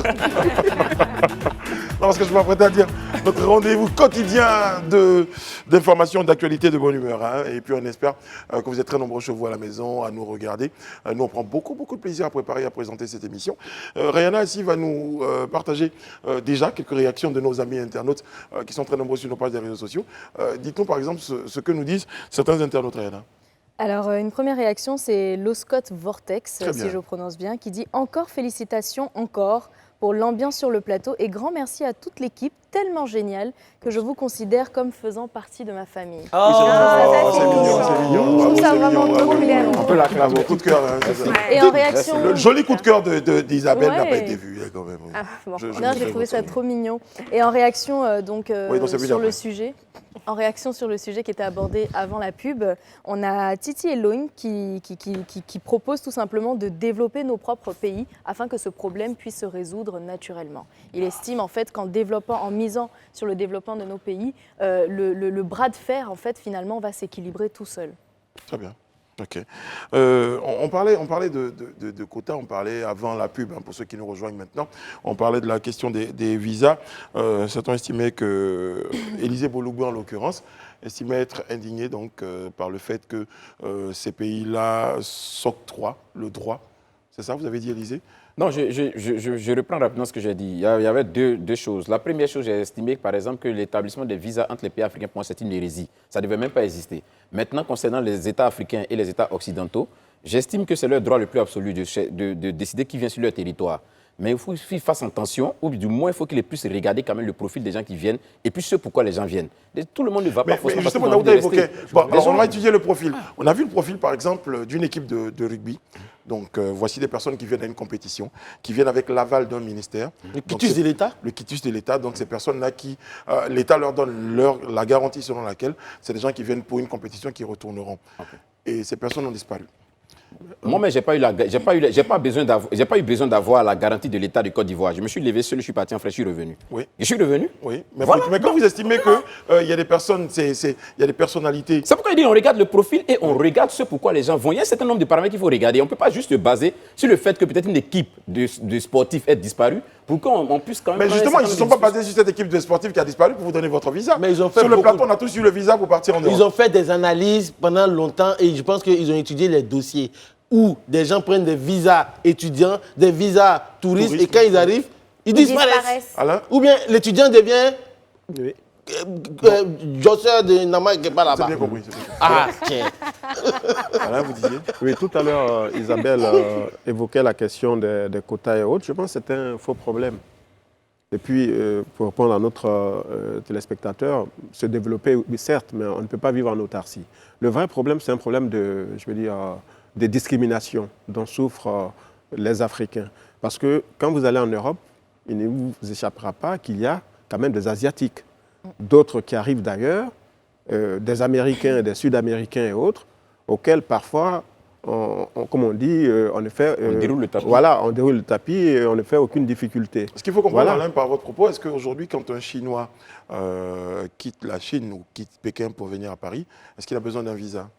Il a entre la Chine et la France, Oui, je pense que qu'il oui, il parce faut que un moi, visa. quand je renouvelle mon titre de séjour, Il faut un je vois visa, les mais Chinois, ils donc, ont la certainement préfecture. moins de difficultés parce qu'on ça, voit c'est- également, mais si, ils sont quand même... Allez, je peux poser une Mais comme vous question. n'avez pas les discriminations, donc je crois que c'est pour ça que j'évoquais ce point. En fait, je voulais poser la question parce que est-ce que cela ne dépend pas en fait des rapports que les États ont les C'est ça, uns avec la les autres? coopération La entre coopération, La mais Côte ça, d'Ivoire, ça va sur ça, la Côte d'Ivoire a a une forcément plus de très relations coopération avec la France. privilégiées coopération avec la que la France. Je Chine ne pense avec pas la qu'en France. Afrique, mais il y a un pays, Voilà. qui a une coopération plus On a vu excellente nos deux avec la France que présidents la Côte d'Ivoire. marcher main dans la main, hein, justement. Est-ce Non, que, moi, je justement, pense- est-ce que justement la France empêche les Ivoiriens d'aller en France? Alors, oui. Par exemple. Ben oui, Est-ce que la parce Côte que d'Ivoire Est-ce que vous parlez d'excellence des relations entre la Côte d'Ivoire? Quelqu'un évoquait ça comme raison. vous avez estimé que la Côte d'Ivoire a d'excellentes relations avec la France, mais est-ce qu'aujourd'hui, la France empêche les Ivoiriens? La difficulté à obtenir un visa est quand même le signe que ce n'est pas aussi aisé que ça. Même quand on est chef d'entreprise. Vous étiez en France il y a quelques jours, Élisée, vous en parliez. Est-ce que c'était difficile pour vous? Mais Brice, on ne peut pas prendre des cas particuliers pour en faire des généralités. Vous ne pouvez pas évoquer également des... Il y a des non-dits, en fait. La tendance aujourd'hui, c'est que la France donne de moins en moins de visas à des ressortissants d'Afrique de l'Ouest et en particulier à des Ivoiriens. Non, ça, c'est moi, je ne veux pas qu'en fait, on fasse le débat autour de la France. Le sujet ici... Non, le postulat, c'est l'obtention des visas avec l'étranger. Oui, mais la France est un pays étranger par rapport à la Côte d'Ivoire. J'ai une question pour M. s'il vous plaît. Parce que je pose des questions, moi. Je pose des questions. Aujourd'hui, pour quelles raisons le système de visa a-t-il été installé entre les États? Est-ce qu'on peut revenir à la raison qui a milité en faveur de la mise en place des visas? Jusqu'en 85-86, l'Ivoirien qui se rendait en France n'avait pas besoin de visa. Et autour de, je crois, mi-85-86, je crois même 86, le visa a été instauré. Et 91. La République... Pardon? Le visa a été instauré en 91. En 91, voilà, c'est ça. Voilà. Donc au début des années 90. Et la Côte d'Ivoire, en réponse, a donc instauré la réciprocité. Bon, mais on instaure les visas pour réguler en fait le flux migratoire. Et ce n'est pas spécifique à la France. On dit seulement que, ou simplement que, puisque nous avons des relations, comme on dit, historiques, etc., et privilégiées, nos compatriotes, nos ressortissants devraient bénéficier quand même de quelques mesures avantageuses. Voilà, parce que quand le citoyen français, pendant quand même, juste après l'instauration de ce visa, il pouvait venir en Côte d'Ivoire, il a fallu quand même 3-4 années avant que la Côte d'Ivoire beaucoup impose... plus d'années. On a commencé vers 2000. Depuis 2000, voilà. Donc, à un moment donné, il faut que soit pris en compte quand même le fait que nous sommes un partenaire de ce pays-là. On ne va pas chaque fois faire subir des tracasseries à ceux qui veulent se rendre en Europe, parce que les Européens, pas seulement les Français, mais qui viennent en Côte d'Ivoire, n'ont quasiment pas de difficultés à s'installer dans le pays. Aucune.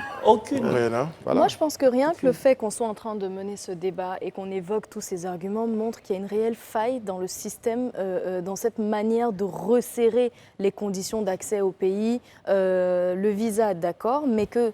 Enfin, on demande certains documents, on peut fournir ces documents, mais ça reste quand même à l'appréciation du consul. La discrétion, ouais. Bon, donc à quoi ça sert finalement de se casser la tête pour aller chercher 10 000 documents si on va se voir refuser un visa? Et j'aimerais juste m'appuyer sur un commentaire que je lis là pour appuyer mon propos.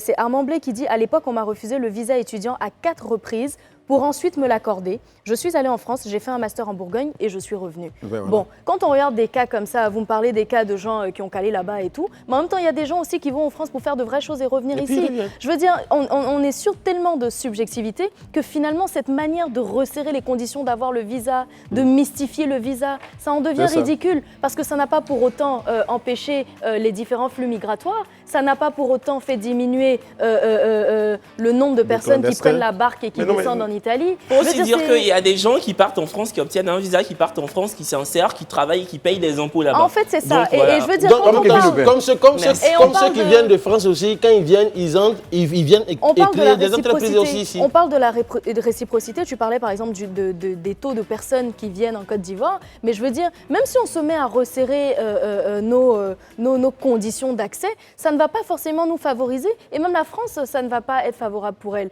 Donc je pense qu'aujourd'hui, on doit tout simplement revenir à un système de visa, mais qui est objectif, qui est lucide et qui est raisonnable. Et qui ne fait pas justement de discrimination et de subjectivité. Parce que là, maintenant, c'est de la subjectivité à l'état pur. C'est à la tête, à la condition, à la couleur de peau, à la... Enfin, ça n'a plus aucun sens.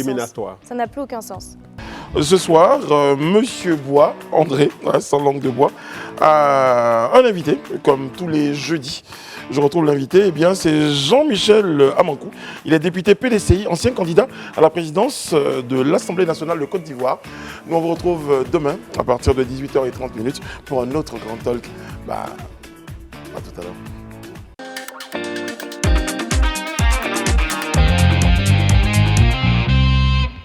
Mesdames, Messieurs, bonsoir, bienvenue. Vous êtes dans Sans langue de bois, comme tous les jeudis, puisque juste après Bristano, juste après Sharon Camara. Je vous retrouve pour une édition de Parler vrai, de Parler direct. Merci de nous faire confiance, merci d'être là avec nous. Il est jeune, il a beaucoup de vigueur et il s'est proposé pour réécrire une histoire qui aurait paru plus belle sans lui.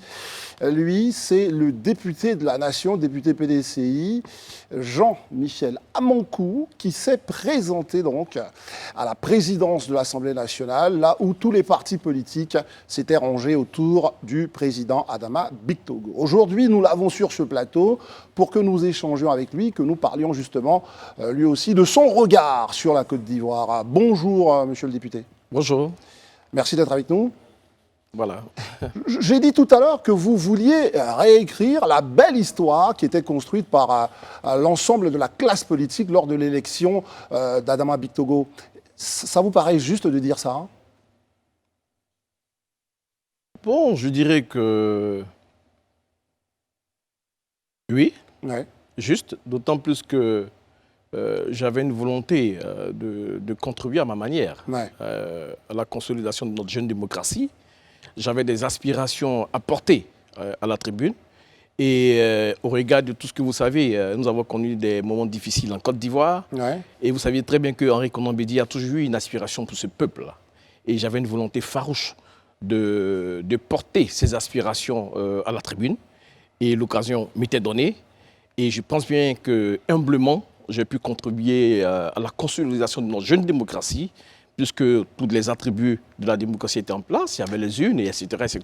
Et voilà. Vous parlez de démocratie, je veux bien vous croire, mais on est quand même dans la démocratie portée par les partis politiques. Votre camp politique ne vous soutenait pas et pourtant, vous y êtes allé. Est-ce que ça ne fait pas de vous quelqu'un de rebelle? Non, non, non, non, non, non, non, je ne suis pas... Écoutez, vous savez, moi, je vais être clair avec vous. Ouais. L'Assemblée nationale n'est pas une association de locataires. Il s'agit des députés qui ont un mandat impératif. Et moi, j'estime qu'en tant que député, j'ai le devoir de porter les idéaux du peuple de Côte d'Ivoire, de ceux qui m'ont élu. Et je le dis, j'avais des aspirations pour ce peuple-là, j'avais des aspirations pour la paix, j'avais des messages pour la réconciliation. Et c'était pour moi une tribune pour faire passer ce message-là. Et je le dis, en allant à ces élections, j'avais conscience que ça allait être assez difficile, mais je voulais apporter ma pierre pour la consolidation de notre jeune démocratie, assumer notre minorité en tant que parti d'opposition minoritaire.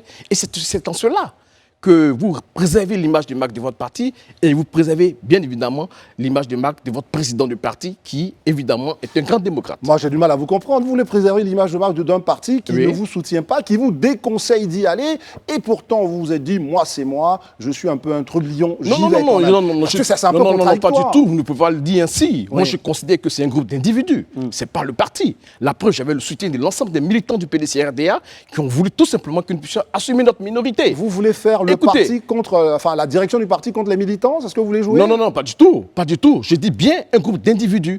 Écoutez, moi je ne suis pas pour le dictat, je dirais, des médiocres, ou bien pour le dictat d'un groupe qui souffre, je vais dire, qui ont l'habitude qui ne veulent pas sortir d'un certain nombre de pratiques politiques. Moi j'estime qu'en tant que jeune, j'ai le devoir de porter un idéal. Et cet idéal, Henri Konan Bédié nous l'a enseigné. C'est d'être des jeunes d'audace pour la Côte d'Ivoire de demain. Écoutez, nous sommes à l'Assemblée nationale. Nous sommes à l'Assemblée nationale, nous sommes des députés. Nulle part au monde, vous verrez un Parlement où toute l'opposition se permet de voter, je dirais, le candidat du régime en place. Donc là, laissez-moi terminer, je vais vous le dire. Je n'ai rien contre M. Bictogo, c'est un monsieur brillant. Mais je dis, nous avons le devoir en tant que parti d'opposition d'assumer notre minorité. Il faut un élément de langage. Parce que, comment vous expliquez, vous pourrez expliquer ça à nos militants pour dire tout simplement, écoutez, votez le candidat du régime en place et demain dire, quand il s'agit des élections locales, vous dites votez X, votez Y. Évidemment, vous allez payer cash après. Et nous avons payé cash après à Bodokro. C'est une réalité. Tout ça, c'est lié à Bodokro, tout ça. On en parlera, vous en faites pas. Alors, Bictogo, le président Adama Bictogo a été élu. Bien sûr. Aujourd'hui, comment vous appréciez son travail? Écoutez, je vais être franc avec vous. Quand j'étais candidat, j'ai déroulé un programme. Il a déroulé également son programme. Et je suis tout à fait heureux qu'il y ait un pan de mon programme qui était pris en compte. Et je vous avoue... Non, relativement à j'ai souhaité qu'on puisse performer au niveau de l'administration. Il y a eu quand même un certain nombre de réformes qui ont été menées au sein de l'Assemblée nationale aujourd'hui, qui ont un visage assez reluisant. Voilà. Et j'estime qu'au plan international comme au plan national, il a essayé plus ou moins de porter haut cette institution aujourd'hui qui, quand même, vraiment se porte assez mieux. Est-ce que vous êtes en train de parler de gouvernance du président Victor? Là, récemment, on a vu une distribution de voitures. Effectivement. Mais attendez, est-ce que c'est pas un peu folklorique de faire une cérémonie à l'Assemblée nationale? Les députés ont bien d'autres choses à faire pour être afficher le sourire et prendre des clés de voiture. Non, ne voyez pas ça, ne voyez pas ça ici. Vous savez, au niveau de l'Assemblée, notre règlement est assez clair. Tous les membres du bureau ont droit à une dotation en véhicule. Mais on n'a pas besoin de l'afficher de cette façon. Non, mais écoutez, il est le président de l'Assemblée nationale. Il veut démontrer qu'il pose des actes, il veut démontrer qu'il déroule son programme, bien évidemment, qui est libre à lui de communiquer sur la question. Et moi, je suis d'avis avec lui, il faut communiquer pour que l'on sache, pour que l'opinion publique sache effectivement qu'est-ce qu'il est en train de faire au niveau de l'Assemblée nationale. Je suis d'avis avec lui à ce niveau. Sur les voitures, vous êtes d'accord? Sans langue de bois, vous êtes d'accord? Non, je suis d'accord, il n'y a pas de souci. C'est un droit. Oui. C'est un droit. Mais donner des voitures, on est d'accord. Oui. Mais faire des voitures pour les photographes, tout ça, quand même, mais vous pourriez écoutez, être nous avons un service là-dessus. de communication au sein de l'Assemblée nationale qui joue son rôle. C'est de communiquer. Nous interagissons avec les électeurs, avec les populations, qu'on vient de savoir ce qui s'y passe au sein de l'Assemblée nationale. C'est tout à fait normal. Mais je dis, c'est vous qui le voyez ainsi. Il ne faut pas voir dans ce sens. Il faut voir en termes de performer l'administration, de donner les moyens, les outils nécessaires au personnel pour travailler convenablement. Et c'est ce qui est fait ainsi. Moi, je me disais, vous êtes un député nouvelle génération, sûrement que vous seriez contre cet affichage, j'allais dire, un peu quand même de luxe, que c'est des véhicules de gros calibre qu'on donne aux députés. Enfin bref, ça c'est mon avis. C'est un droit, c'est un droit. C'est un droit, mais ça aurait pu être, permettez-moi un peu l'expression pour appeler Thomas Sankara, ça aurait pu être des Renault 4. Mais c'est votre avis. Très bien, voilà. Vous le dites, c'est mon avis. On va parler d'une chose sur laquelle les députés auraient pu intervenir. C'est bien sûr nos 46 soldats qui sont retenus au Mali. On n'a pas entendu l'Assemblée nationale, puisque vous êtes en session, vous auriez pu vous emparer de ce sujet. L'Assemblée nationale est-elle aphone à ce point? Non, ne voyez pas. Je vais vous le dire. Oui. Moi, en tant que député, Adama Bitogo le sait, le président, j'ai eu à donner mon point de vue sur la question à travers un canal, il le sait très bien, je ne rentrerai pas dans les détails. J'avais souhaité quand même une émission parlementaire à Bamako de bons offices, avec un accord tacite de l'exécutif, pour quand même essayer d'arranger, arrondir les angles. Mais je vais être clair avec vous. Moi, je ne monte pas mon village avec la main gauche. C'est pour dire tout simplement que je ne monterai jamais mon pays avec la main gauche. J'estime que nos soldats ont le devoir de recouvrir la liberté. Partant de ce fait-là, le Mali a sa position, a son appréciation. Mais j'estime que la Côte d'Ivoire et le Mali sont deux pays quand même qui ont des liens séculaires, vraiment de fraternité qui existent depuis longtemps. Je ne le fais pas avec beaucoup d'émotion, je ne veux pas qu'on soit émotif, je reste convaincu. Ça va prendre le temps que ça prendra, mais nos soldats seront tout simplement libérés. Il faut avoir foi, tout simplement. L'un de vos prédécesseurs, c'est l'une plutôt de vos prédécesseurs dans ce fauteuil, Simone Gbagbo, a dit, écoutez, moi, cette affaire des soldats, je ne comprends pas ce qu'ils sont allés y faire. Il y a eu la réponse de l'ONU, elle dit, bon, moi, ça ne me fait pas changer d'avis. Il y a eu le gouvernement et ça ne me fait pas changer d'avis. Vous dites quoi? C'est vrai, ce sont des soldats. Vous êtes pour la position, ou en tout cas, vous comprenez la position du gouvernement ivoirien, ou vous la soutenez? Ce n'est pas de comprendre la position du gouvernement ivoirien, je comprends la position de mon pays. Vous savez, je suis un citoyen, après tout. Et la devise de mon pays est assez claire. Union, discipline, travail. Et je l'ai dit tout à l'heure, je ne montrerai jamais mon pays avec la main gauche. Très bien. Donc j'estime que ce sont nos soldats, puisque c'est la position du gouvernement qui connaît ce dossier. Et j'ai mis en ligne. Mais ce que je vais dire, et je vais aller plus loin, j'estime que nous sommes deux pays quand même africains. Ce sont des Africains qui ont été arrêtés. Et je dirais bien qu'ils sont au Mali, c'est connu de tous. Bien évidemment, je vois que dans le temps, je dis bien dans le temps, ça va se résoudre. Et nos soldats seront libérés. On n'a pas besoin d'être émotif sur la question. Ils seront libérés. Ça prendra le temps que ça prendra. Ouvrons une séquence protection sociale avec le sujet qui fait en ce moment parler les Ivoiriens, c'est la CMU. C'est ça. Qu'est-ce que vous en pensez? Est-ce que là, vous, aujourd'hui, vous avez un regard extrêmement critique sur la façon dont le gouvernement a déployé ce dispositif? Non, écoutez, d'abord par principe, l'assurance maladie universelle est quelque chose à saluer, par principe. Moi, je suis député, je bénéficie d'une assurance de 100%, mais c'est une question de mutualiser nos efforts. Nous avons le devoir d'accompagner le gouvernement, par principe. c'est vrai que toute action de cette nature est perfectible. Mais là, vous vous désolidarisez quand même d'un de vos députés, Jean-Louis Billon. Il a dit clairement, il a sorti sa carte à l'Assemblée nationale. Vous étiez sans doute quelque part à côté. Écoutez, je n'ai pas à me désolidariser, j'ai à donner mon opinion sur Très la question. bien. Je vous dis que par principe, c'est quelque chose à saluer. Et nous sommes en Afrique, nous sommes en Côte d'Ivoire, nous sortons de crise. Il y a des mécanismes qui existent. Toute action de cette nature est perfectible. Il peut y avoir des failles partout. Mais le principe, je pense que le gouvernement aurait dû, à mon humble avis, faire de la mobilisation, mobiliser tous les acteurs politiques pour que, à l'unisson, nous puissions quand même faire de la sensibilisation pour que tout le monde s'implique dans ce projet-là. Parce que même si moi je ne bénéficie pas de la carte CMU, je pense que les populations les plus vulnérables vont bénéficier. Très bien. Il faut saluer cela et je pense bien que c'est ensemble qu'on peut aboutir, il faut aller dans ce sens-là. Vous dites que le gouvernement ne fait pas grand-chose, mais il y a une décision très capitale, c'est vrai, ce n'est pas une loi, mais ça a été pris en Conseil des ministres. C'est ça. Le gouvernement dit le caractère obligatoire qui existe d'ailleurs vis-à-vis de la CMU doit être renforcé à travers justement l'obligation de disposer d'un certain nombre de documents. Et, non, écoutez. Est-ce que sur ça, comment vous réagissez? Est-ce qu'aujourd'hui, il est obligatoire pour vous de disposer de la CMU pour avoir son passeport, son permis, etc. Non, c'est ce que je vous ai dit tout à l'heure. Qu'est-ce que vous en pensez? Je ne suis pas pour les mesures de contrainte. Ouais. Je ne suis pas pour les mesures de contrainte. Je dis que le gouvernement aurait dû faire de la sensibilisation, de la mobilisation, réunir tous les acteurs politiques pour qu'ensemble, à l'unisson, je dis bien, à l'unisson, nous puissions porter ce projet-là, qui dans le principe est un très bon projet. Mais le projet existe depuis 2019. Vous comprenez qu'aujourd'hui, il n'y a que 3 millions d'Ivoiriens. Donc la sensibilisation n'a pas porté. Non, je ne suis pas d'accord avec vous. Avant la CMU, il y a eu d'autres natures d'assurance. Il y a eu l'AMU. Donc tout se mue au fur et à mesure. Je dis c'est une action qui est perfectible. Chaque fois qu'on avance, on essaie de perfectionner la chose. Mais ce qui est important, c'est de consolider l'esprit. Et l'esprit, c'est de permettre aux populations les plus vulnérables d'avoir accès aux soins de santé. Et pour avoir accès aux soins de santé, il faut la mutualisation.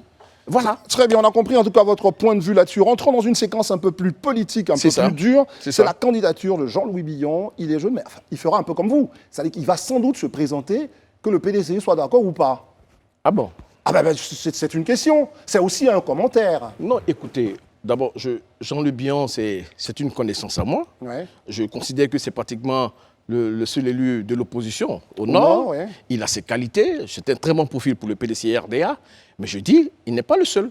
Il y a suffisamment de candidats au PDCI, suffisamment de potentiel au PDCI qui sont à même de prétendre. Voilà. Mais il semblerait qu'il soit un peu plus courageux, un peu comme vous, quand vous l'avez été face à Bictogo. Il est courageux, il dit, moi, je vais être candidat. Et quand même, c'est quelque chose que vous, qui avez déjà ouvert un peu cette façon de faire, que vous encourageriez, non? Mais je vous dis, au PDCI RDA, nous avons une organisation. Le choix du candidat du parti se fait lors d'une convention. Et voilà. Et lors de la convention, je vous l'ai dit tout à l'heure, il y a assez de potentiel au PDCI RDA pour prétendre à. Donc, autant Jean-Louis Billon décide d'être candidat, autant d'autres seront certainement candidats. Très bien. Voilà. J'y vois un peu de langue de bois, mais on verra bien sur la prochaine question. OK. Henri Konan Bédié, président à vie du PDCI RDA, vous en avez parlé, Bédié nous a enseigné, ça, quand même ça vous réjouit. Le bureau politique dit, c'est le candidat unique, c'est le président de notre prochain congrès. Vous dites hurrah. Vous savez, les gens ne comprennent pas. Vous êtes membre du bureau politique en plus. Écoutez, au PDCI, nous, on parle du français. Je dis au PDCI, on parle du français. Expliquez-nous tout ça. Je vous explique. Nous étions au bureau politique, il y a eu une motion de soutien pour inviter le président Henri Konan Bédié d'accepter d'être candidat à la présidence du parti. On est d'accord? Mais écoutez, pour le congrès, bien sûr, lors du congrès, du prochain congrès. Mais le congrès, nous connaissons les membres statutaires du congrès. Ce n'est pas que les membres du bureau politique. Il y a plusieurs organes, il y a plusieurs instances. C'est une niche qui a déclaré, qui a fait une motion. Cette motion est certes assumée, mais elle est ouverte, elle n'est pas fermée. Elle est assumée, vous me dites ce soir, vous êtes jeune, vous faites on pense que le bureau politique est fait de vieux. Mais vous êtes jeune, vous assumez cette décision. Vous ne m'aviez pas du tout compris. Je dis, nous sommes à un bureau politique où il y a eu une motion de soutien et de façon unanime, nous avons demandé au président Henri Konan Bédié d'être candidat. Et je dis, le bureau politique, au même titre que d'autres instances, font partie des membres statutaires du Congrès. Très bien, ça donc ce n'est pas fermé. Si moi j'estime que je peux être candidat au Congrès contre le président Henri Konan, si tant est qu'il accepte d'être candidat, il m'est loisible d'être candidat. Mais ce n'est pas fermé. Maintenant, vous me demandez à moi. Le député Amonkou, député Dany Bilécro, est-ce que vous approuvez, vous accompagnez cette décision ou du moins cette proposition du bureau politique? Je vais vous dire que personnellement, je l'accompagne. Pourquoi? Je peux vous dire pourquoi? Oui, bien sûr. Vous savez, vous voyez aujourd'hui ce dynamisme au sein du parti. Vous voyez que le M. Gikawe a parlé de guerre de positionnement, etc. Seul le président Henri Konan Bédié est à même, je vais dire, de consolider les acquis du parti. Les bras m'en tombent. Voilà. À mon coup, véritable capacité de résilience. Oui. Mais je dis bien pour le Congrès, pour la tête du parti. Je Oui. dis bien pour la tête du parti. Oui. En tant que président du parti, je suis partant pour cela. Je ferai campagne pour qu'il soit plébiscité.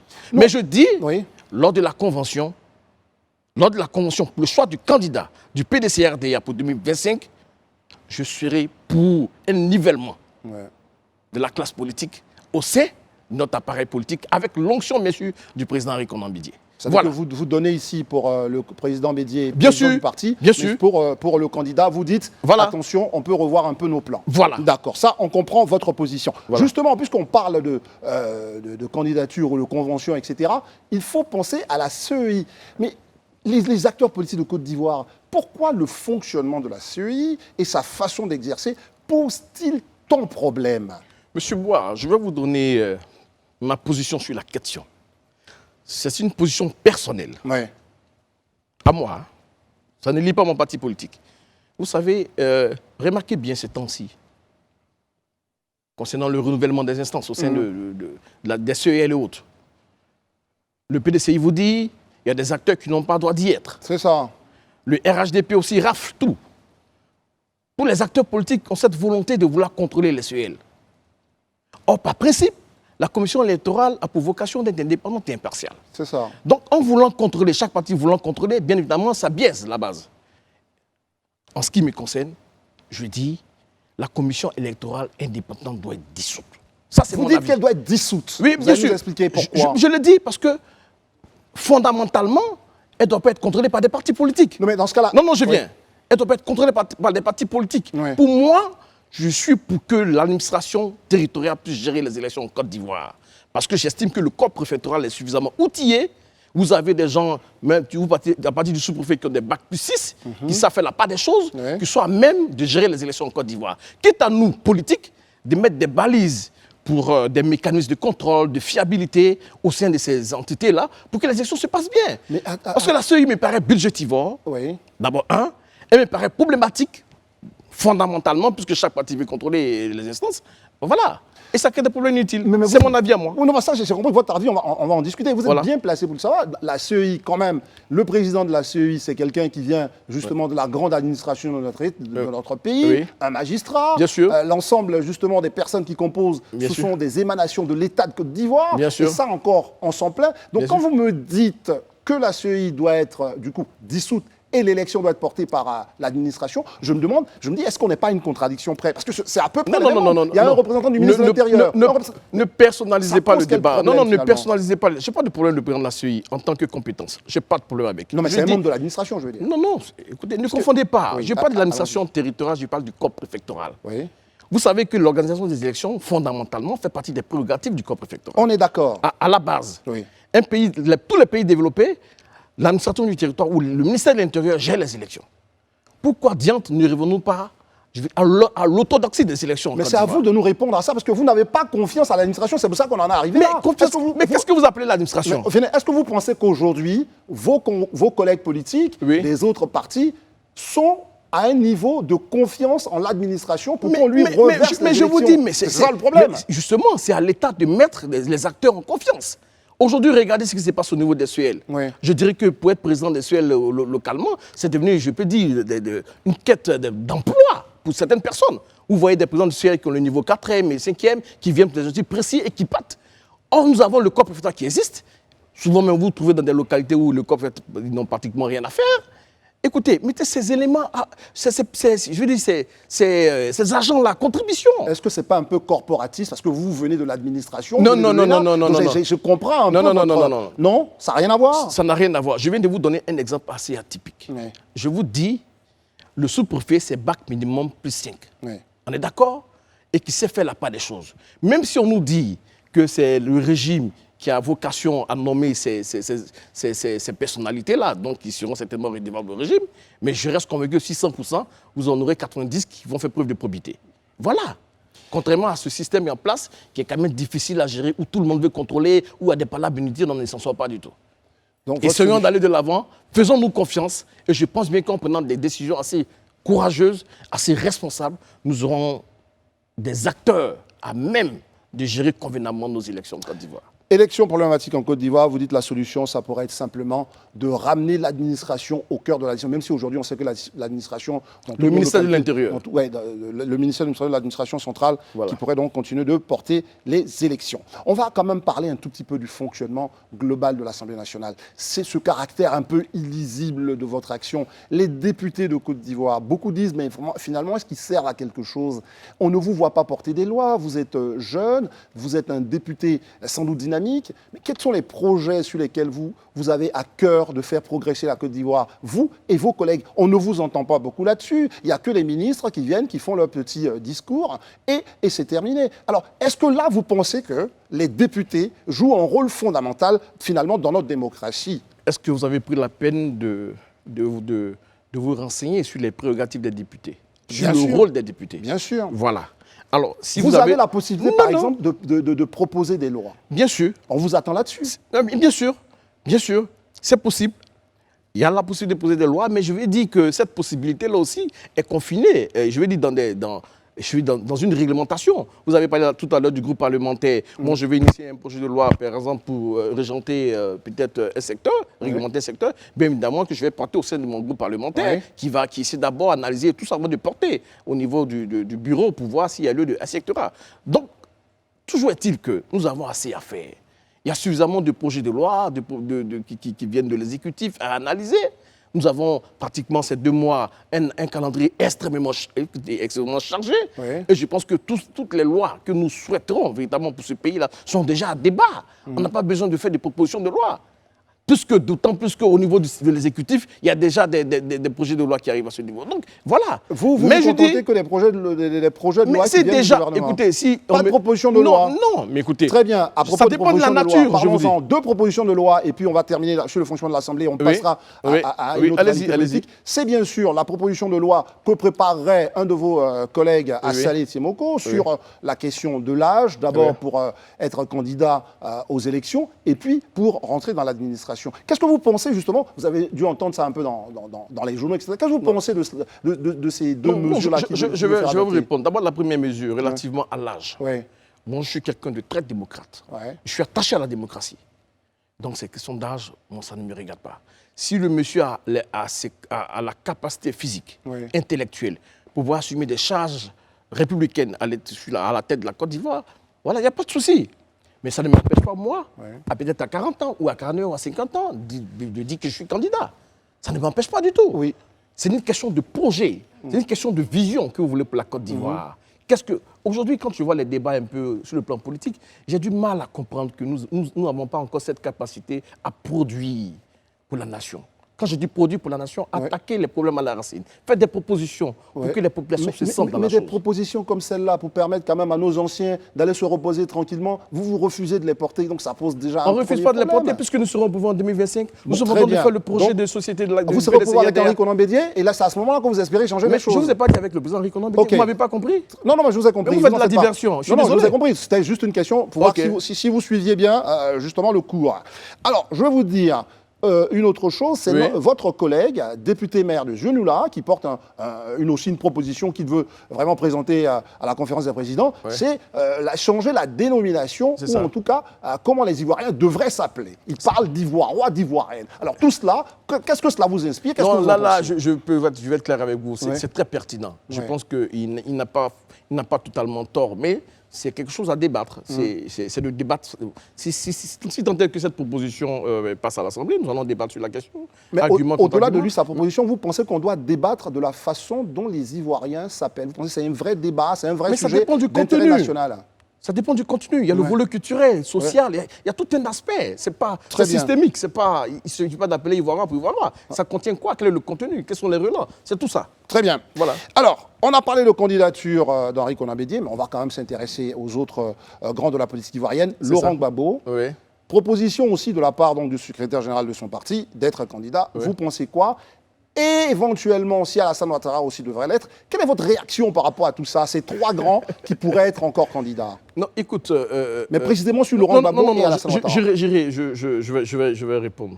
Je vais répondre. Vous savez, le président Laurent Gbagbo, j'ai entendu Picasse qui dit que bon, le président sera candidat. J'ai entendu même un ministre du régime en place parler de papa et tout ça.